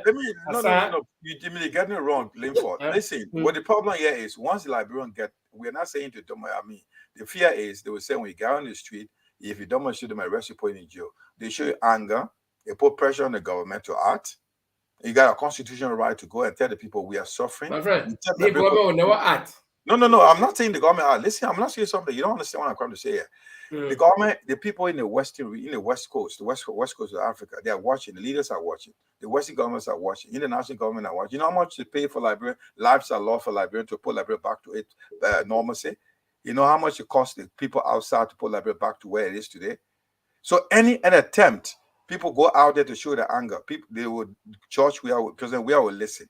It's the people, West Africa in general, the whole world. What are you suggesting? What I'm suggesting, we need to tell our legislators, our senators, our president, those we elected, that it's too much. We need some action now to correct the situation. Suffering is too much. So how do we do that? How many months do we have? It doesn't matter. It does not matter. I'm telling you something. That tells you a lot. Whether you like it or not, it tells that he's declining. We said they say, "Oh, relax." Anything can change in 2 days in politics. It's a long period. Anything can change before the next 4 or 5 months. You could bring loud stuff and change the story. What we are telling you now, we are struck for the past 5 years, or the past 2-3 years now. Lately, we've been suffering. Go out there and we're not saying fight. Go out there and tell the people the COP organized. The COP organized. COP says you can do it. We have a group of students, people that do it right now. The University of Liberia students, the US students are the one that showing some kind of a protest because that this is not going right. And what happened to them? The government sent counter protesters. But it's just harmful to the people. We talking about Liberians in general. They're harmful to the people. They're harmful to the people. There are not many. They say there are not many. That's why I'm saying here. If it does happen, the community, international community, the West African, the West Africa, ECOWAS, other African countries, AU, the American government, other people that are responsible for Liberia to come to normalcy will get involved and put pressure on the government to act. Even before election, look. Why did they do it 5 years ago? In the 6 years before, we want to do all of that. It got it bad. They decline on a daily basis. The people lives make your life easy. Yeah, because You you're waited sitting 5 here years. in Norway enjoying life. I'll see why you don't know how the people are going. The life they're going through right Let me now. tell you. That's the thing. Let me tell you. You don't know how many telephone calls I receive a day. And how many But you the pay? point, How many I'm you trying to send? make. How many you pay to Liberia? How many you send remit on a monthly basis to our people? If you No, do it, we it's can't easy. discuss it. Five No, years I'm gone. telling you. 5 years gone. All the efforts we made, COP and all the effort we made, the government downplay everything. So Government why did not will downplay. here We in failed. The in COP the last failed. 10 months? Well, Government if you did can not vote, downplay anything. For government, it managed to penetrate in that COP and broke into that ranks. That COP will have too strong, but now that government foundation will be rocking because they went into that thing. This is the thing. We are not patriotic in our minds. We and just want. what make you think they got go through the ordinary citizen the same way? You No, the know, thing is you simple. know how what We happened. should be. You We know should what be. happened. Let me tell you something. The role I'm playing tonight, the role I'm playing tonight, Okay. you should understand me. I'm playing the role that will ease the whole thing. Where, let me tell you, the power is in our hands. We don't need to throw punches. We don't need to make ourselves hungry, go walk up and down the street. Sometimes necessary. It's necessary sometimes. It's necessary, but the easiest way that Jima will not have to go It's buy a sounding bag like of water to be walking the street to drink, that you will not be someone that be chasing you. Walk intelligently to the booth. Let's educate the people. It is our duty, you and me and Paul, our duty to begin to educate the people. Andrea Gandhi, Martin Luther King. That's right. Protest can be here in so many ways. My brother, it can be here in so many ways. Let me bring this up. Protest can help your body also. The thing simple. You are buried for 5 years. The last 10 months, you can wait and go. So to show somebody that this is what's going to happen, if he show up in West Point and he only get 5%, then you know that these people see where to kick the person up. Exactly. But he appear in West Point, he get 10,000 people. Then what are the 10,000 people telling us? That is protest.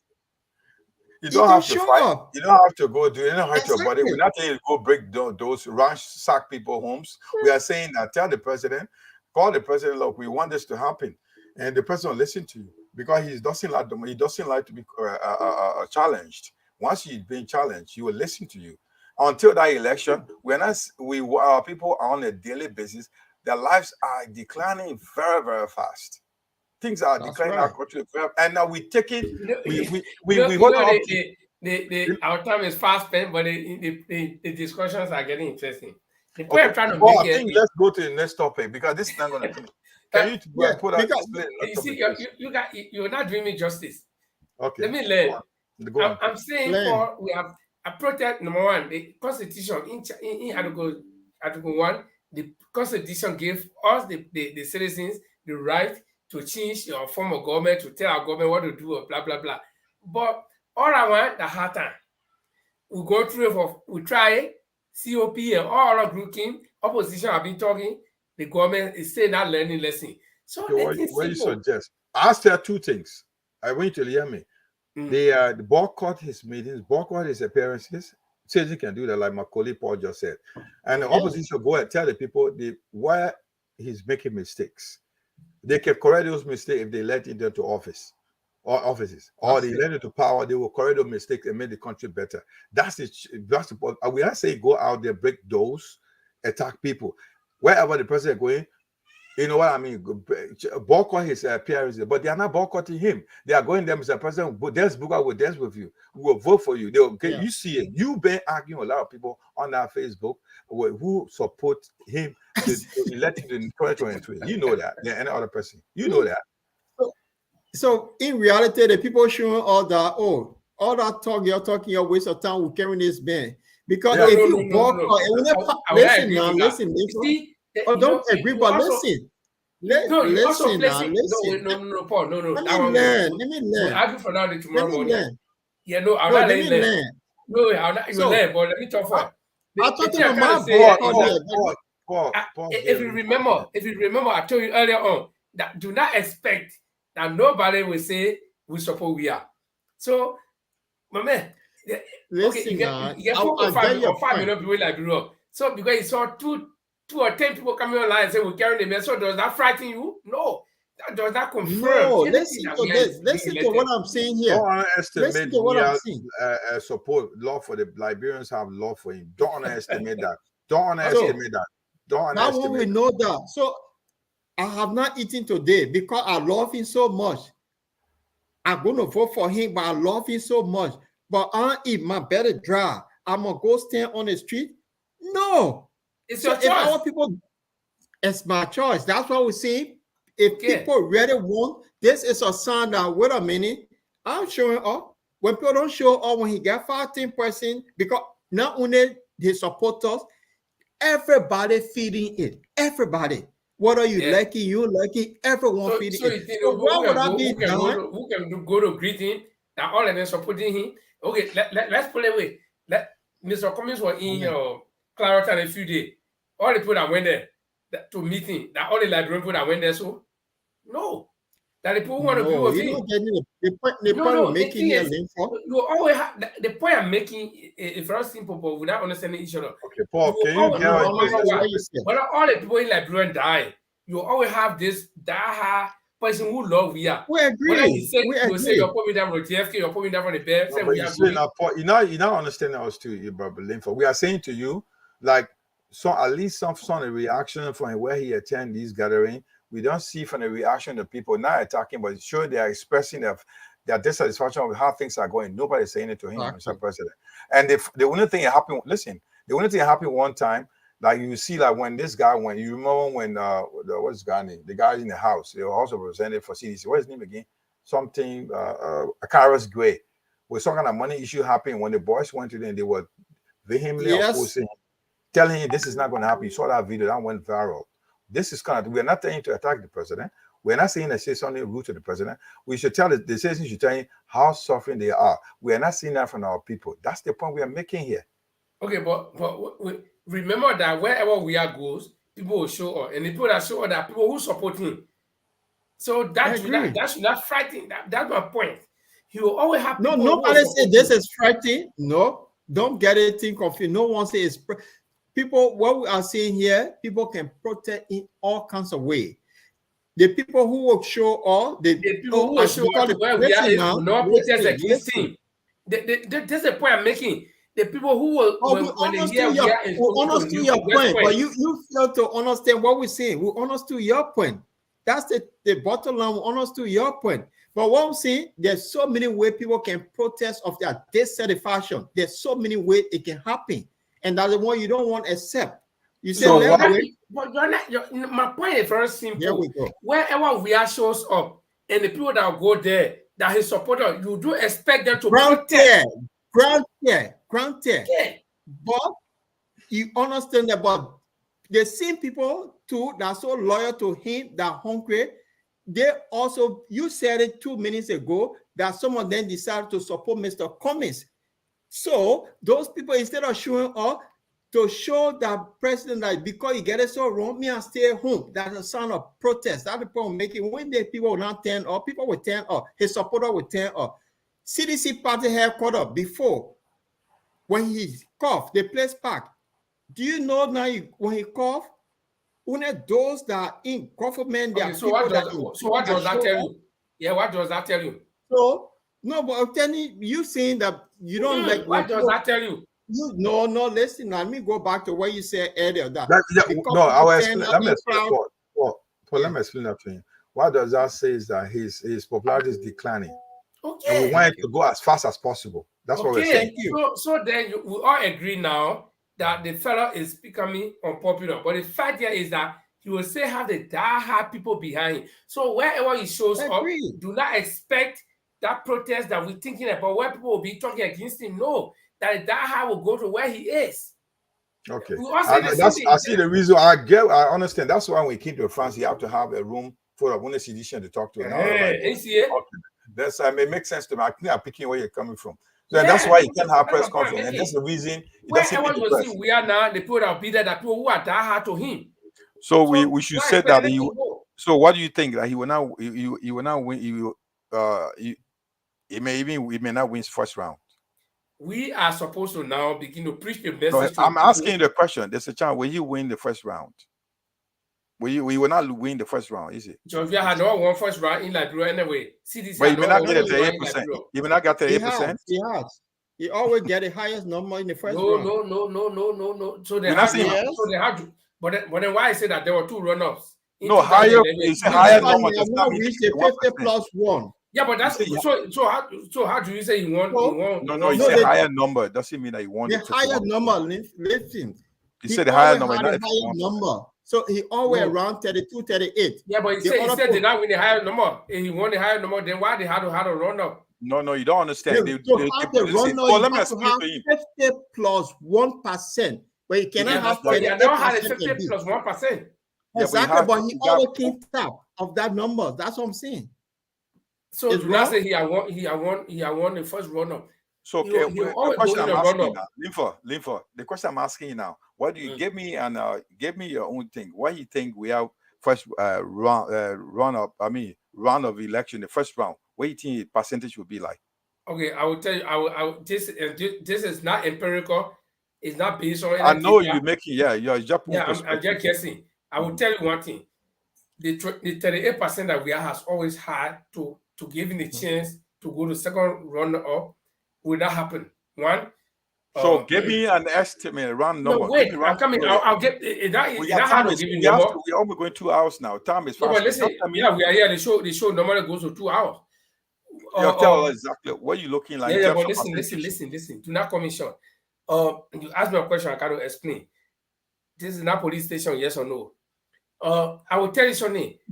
We have always had a 38% in two elections. Now, this straight we is not even going to attain that 38%. Why? The reason why he had a 38% in 2011 and 2017 was that the people had not tried him. He had not become president at that time. The people did not know who he was. The people thought he was this good person that can deliver. But now, after he won the election, he has shown himself. Like Obama wife said, the presidency does not make you who you are, but it reveals who you are. Okay? Now he has been revealed to the Liberian people. He has shown himself to the Liberian people. So that 38% will shrink. The people who are voting for him will hope that he will do better.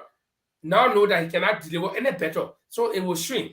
So we can never even go to 38%, even 20%. Paul, can I say something? Thank you very much. Let me say something. What you just said is just a kind of statement you're making. The president can come tomorrow and say, Liberian, I'm sorry.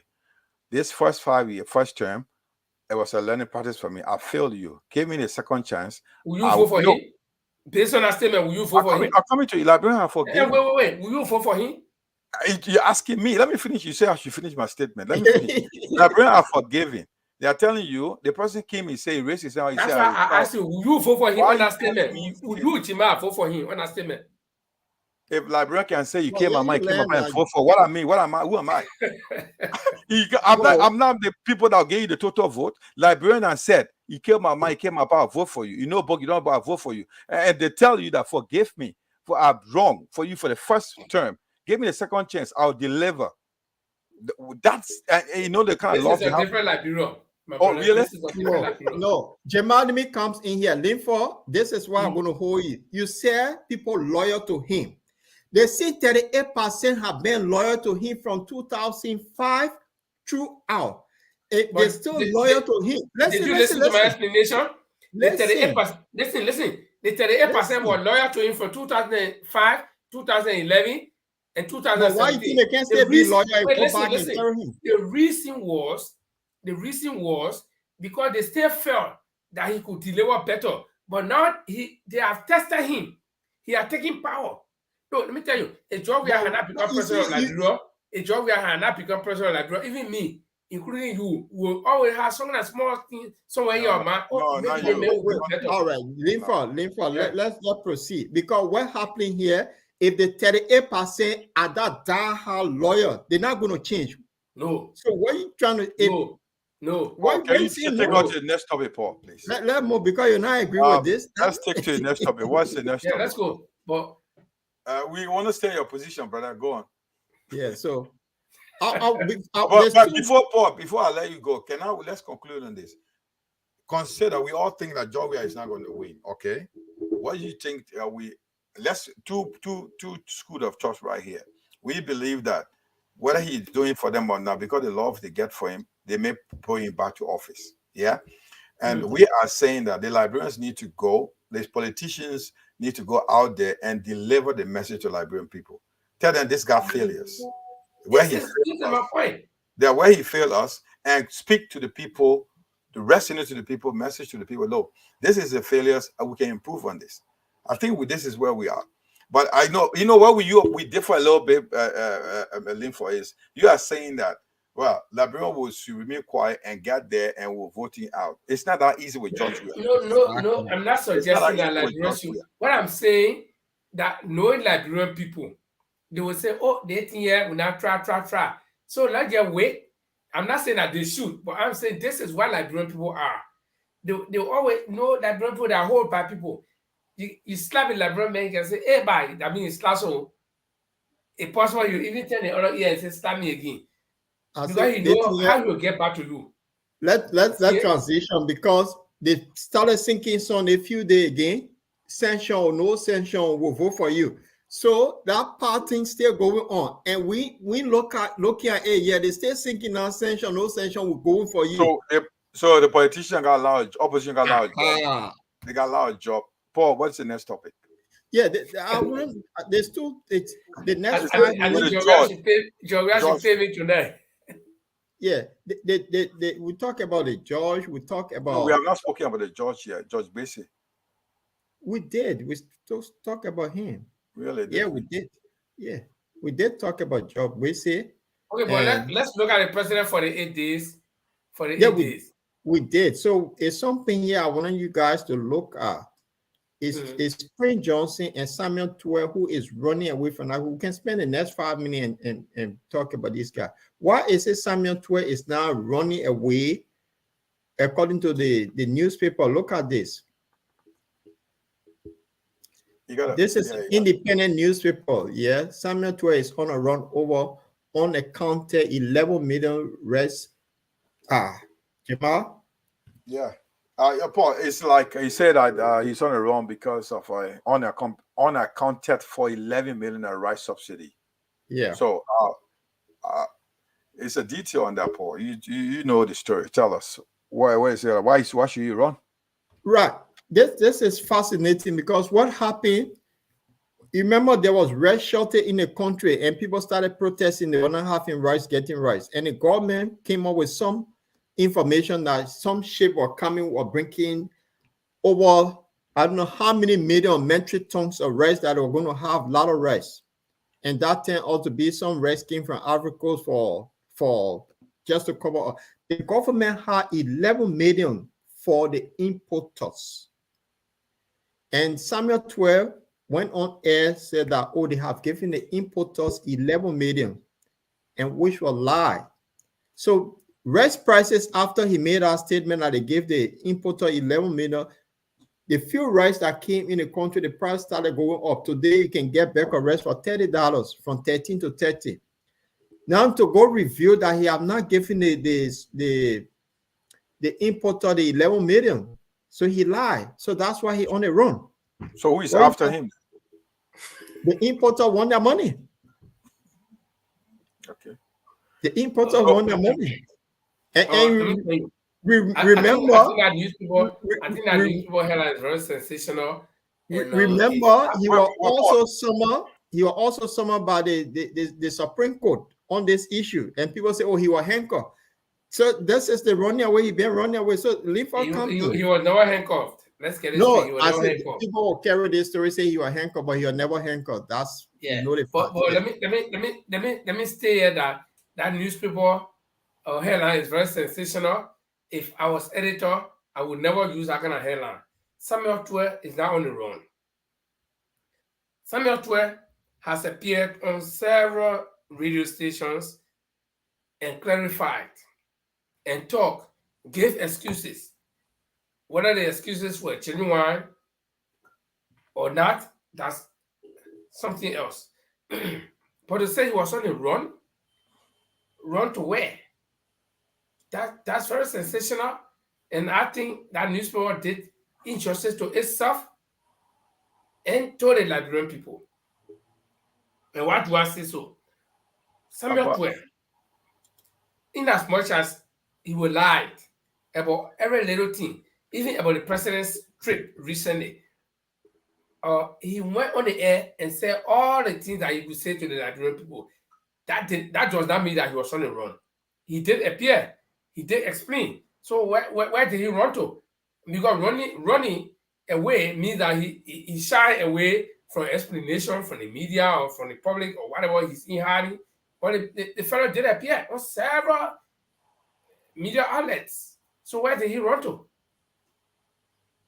It could be that every time the rest importers some ask him to see him hiding, and he not in Qatar watching football. So probably he ran away from them to go to Qatar. Jima, what your thought on this? What I want to tell Linfo is that did you read the story? Did you read the story? The story that they said he's on the run. I did not read the story, but I know that Samuel Tuer had not run from Liberia. No. Listen, it depends how the editor put the story. On the run doesn't mean that it could be that he's not answering questions. Yeah, where he run away from journalists. It could be he's not meeting the press. It doesn't mean that he's running for authority. That's what I'm asking. Yeah, but did the story say that? No, that's what I'm asking. Before you conclude, did you read the story? Yeah, but I'm telling you that the headline is sensational. On the run, it could be on the run from journalists, on the run from the public, on the run from what the guys. So are we I want you to go. No, we are not engaged. But before you say it's sensational, you should they won't publish such a story without reading it. You should have read the story. The reason why I say it's sensational, I gave you the reason. I said Samuel Tuer did appear on several media institutions and explained or talked to the Liberian people about the rest situation. So how did he run away? What I would like to know, the war on the run is relative right here. The war on the run is relative. It doesn't mean that he's on the run and the government authority is chasing him. If you have read the story, you understand what the on the run means in that particular context. That's why I asked you. Did you read the story? What's the justification of using that sensational headline? You've already described the story as sensational. So that's what I'm saying to you. You without reading the story. So my question is, the context they're in is relative here. A journalist can say he's on the run. From who? That's the question. Paul told you he's on the run from people that you are giving, not the government authority. So he's not seeing them. He doesn't want to see them. That's the way around. And that matched the story. The use scheme, you described the story, sensational. He's not on the run. No, we appear. They can't see him. They are not, Paul did not tell you the government officials chasing you or the authorities chasing you. So that's very interesting. No, but you're concluding you guys push me to the corner. You guys corner me in a sense that I'm the one defending the government. That's why you're doing right now. You're becoming the government. So I don't know whether you're one of those what's the guy need? The Minister of Information right now. What is his name again? The Minister of Information for President Weah government. Where body Rennie? I can't remember. What's what? Rennie. No. No, you said Ledger Rennie now. Because the thing is, I understand your point there. Like, I think the problem I'm saying here is like what Paul says is the right story. Why he's trying to do that, he's not coming to clarify on this $11 million subsidy that was given to him. So I think he's talk about that is being given to the rice importers. So he's not facing them. If you have faced them, I mean, you'll not be around. So he's on the run from not from the government authority. So the journalist, it's not sensational, it's in the right context. That means that story, the headline is relative. So let's move on, Paul, to the subject. Yeah, look, this is last week. We had, was it last week? This week, Tuesday, we had a show. And we talked about Prince Johnson, how he good at somersaulting. And Prince Johnson wrote a letter that his party were leaving the CDC because of some commitment they made. And those commitments, they didn't live up to it. So he pulled his party out. Now, we had the programs and we said that this man was somersault and he'll go back. So he had a telephone conversation with the president, and now watch what he said. Look at this clip here.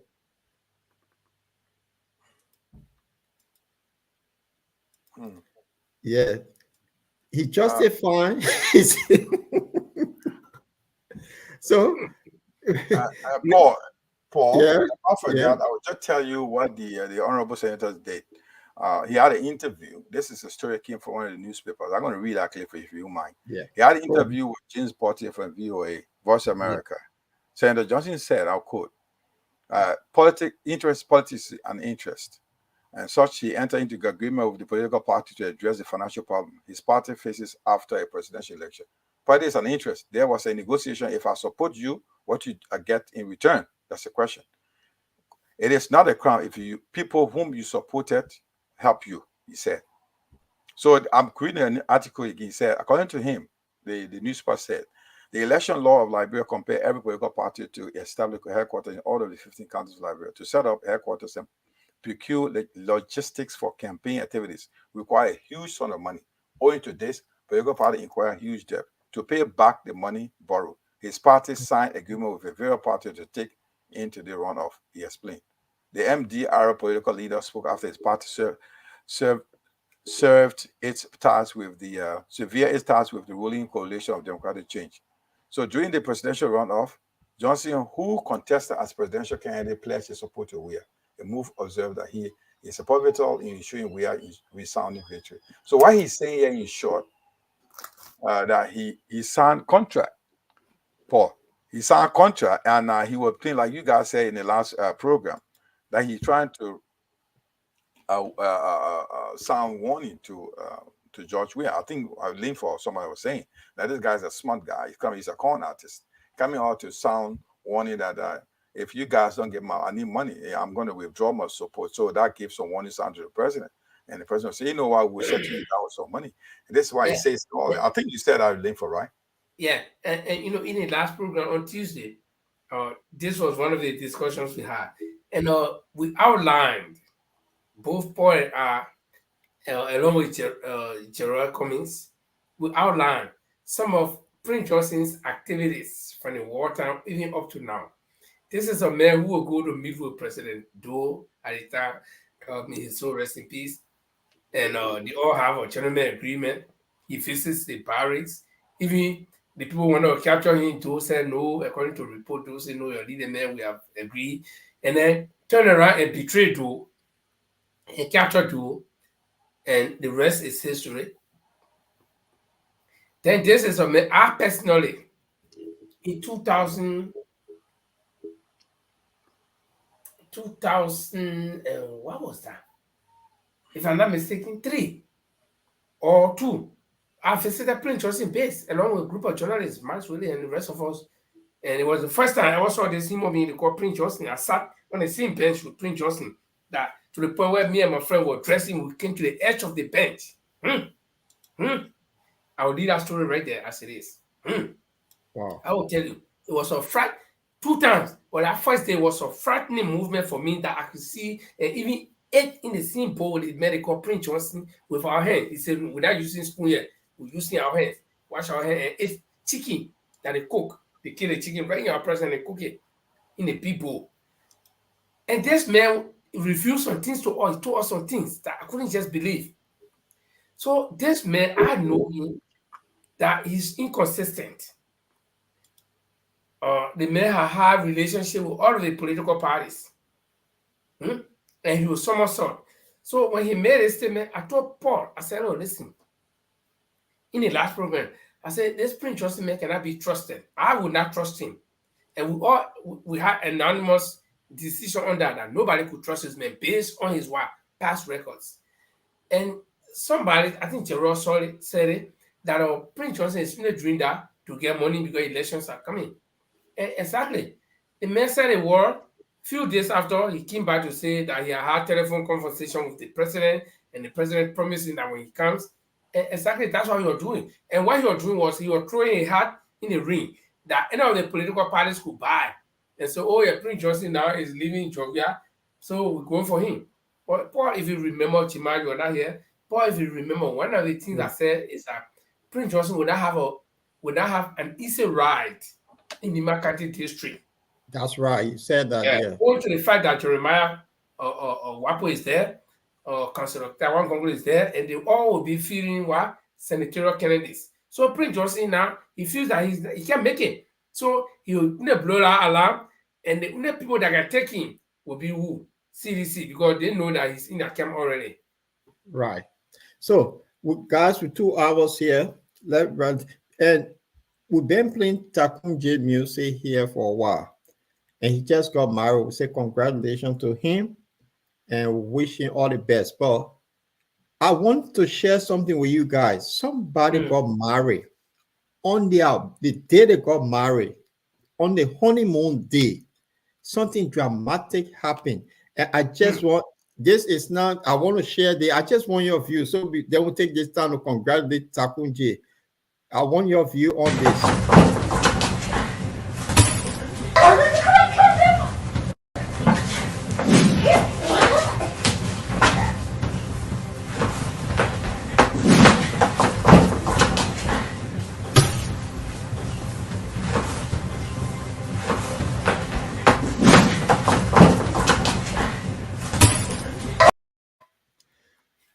This is supposed to be the honeymoon day.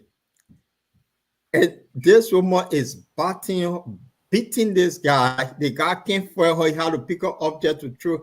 What's going on? That's must be something that well, it's not difficult because you don't know the reason why they're fighting, but that must be something serious. Very serious. On the wedding day. That must be a very, very life-threatening case situation where the guy into a fight. I mean, that should be very serious. So I don't know the reason. I don't think you show the reason. We just show fighting. That's the only thing. So you have to explain. But if you can tell us, but then I think that should be a serious issue. Okay, according to the storyline, this guy, he had one of the bridesmaids in a place. Apparently, they have been in some sort of communication, and the bride herself found out.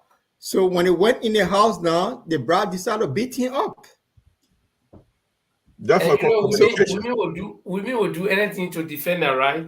And I think I almost, even before you even explain the story, I almost thought that the groom should have been might have been involved with something, because women will do everything to defend. I know what I'm talking, and women will always fight hard to defend themselves.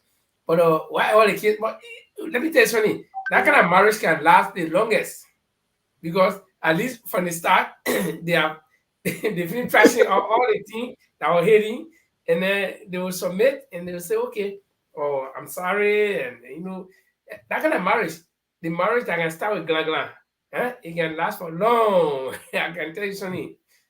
Yeah. So let's congratulate our boy Takunche, and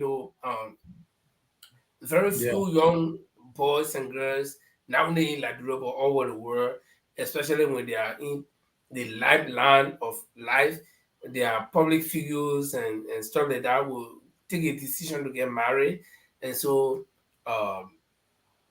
let's congratulate Takun on his occasion, and we just wish him the best and hope that he and his wife can live peacefully, and that he can produce more music, and continue to live a normal life. The marriage life, it's not easy.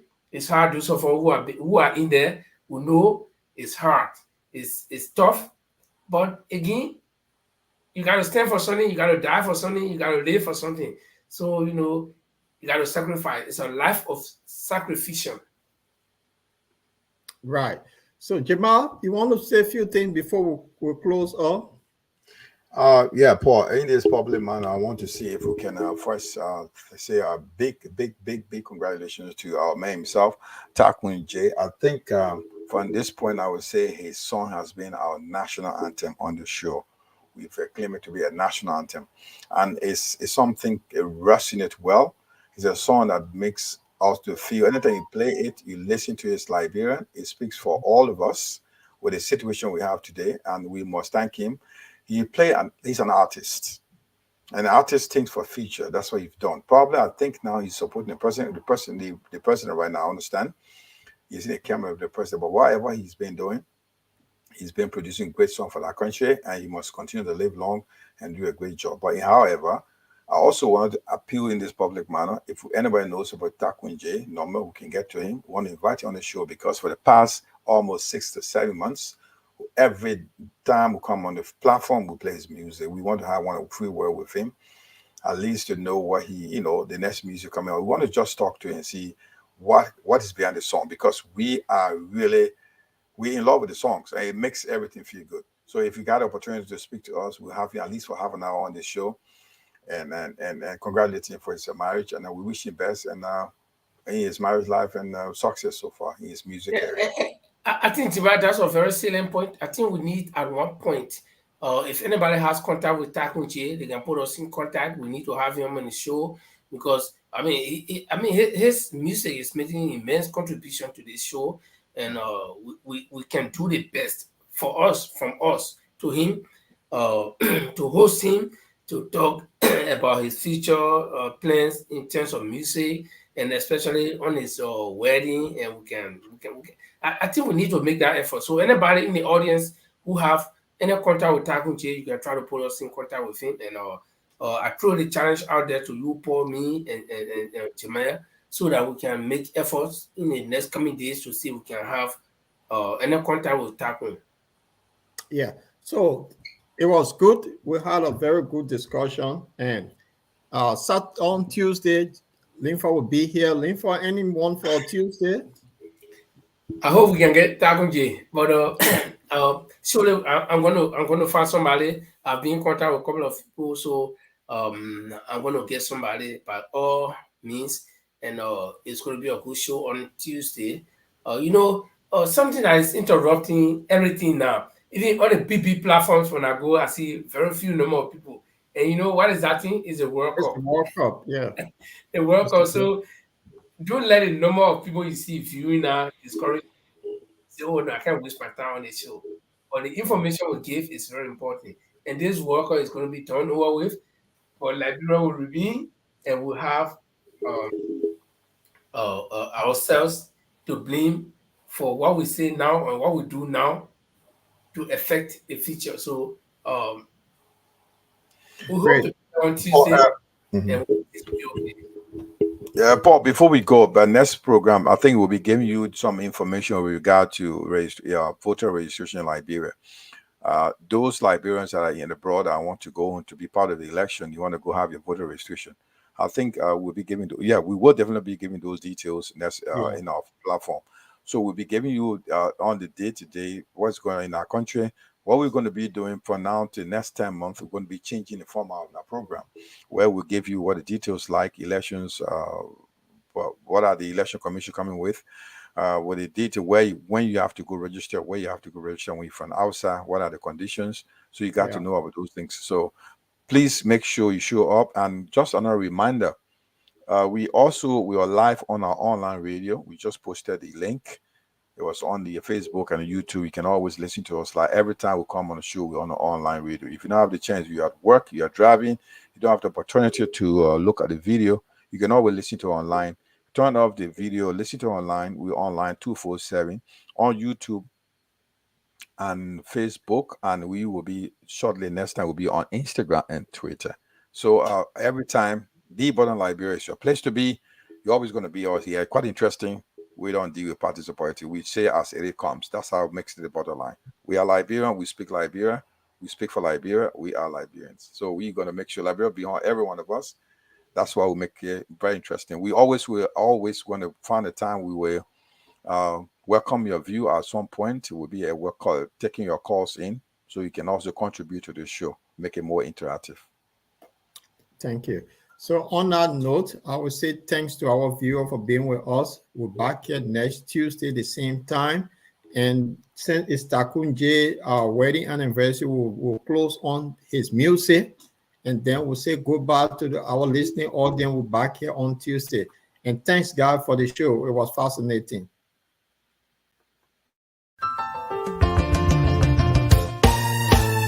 My people, where you at? Where you at? Wake up from your slumber. Stop sleeping. Whip your hands, whip your hands, whip your hands, whip your. Come on, come on, come on. I know you're sleeping now. Y'all gotta whip us more, yeah? Okay, let's go. The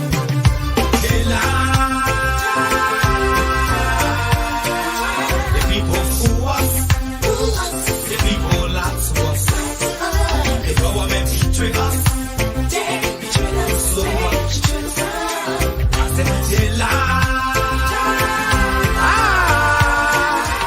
people fool us, oh. The people lie to us. The government betray us. They can lie, they can steal, they will knock the ball. I said we tired with their lies. We tired with their promises that led us to a lot of damages. We tired with that speech they preach indeed, and now unique they deceive us. The thing we saw, it frustrates us. So why can't you lie? Why can't you steal? Why can't you allow the citizens to be? You see, we just tell you that's why we voted you. But you fool us, you screw us, you use us and later on abuse us. So why? The government should lie. Why? But that's the question that we ask.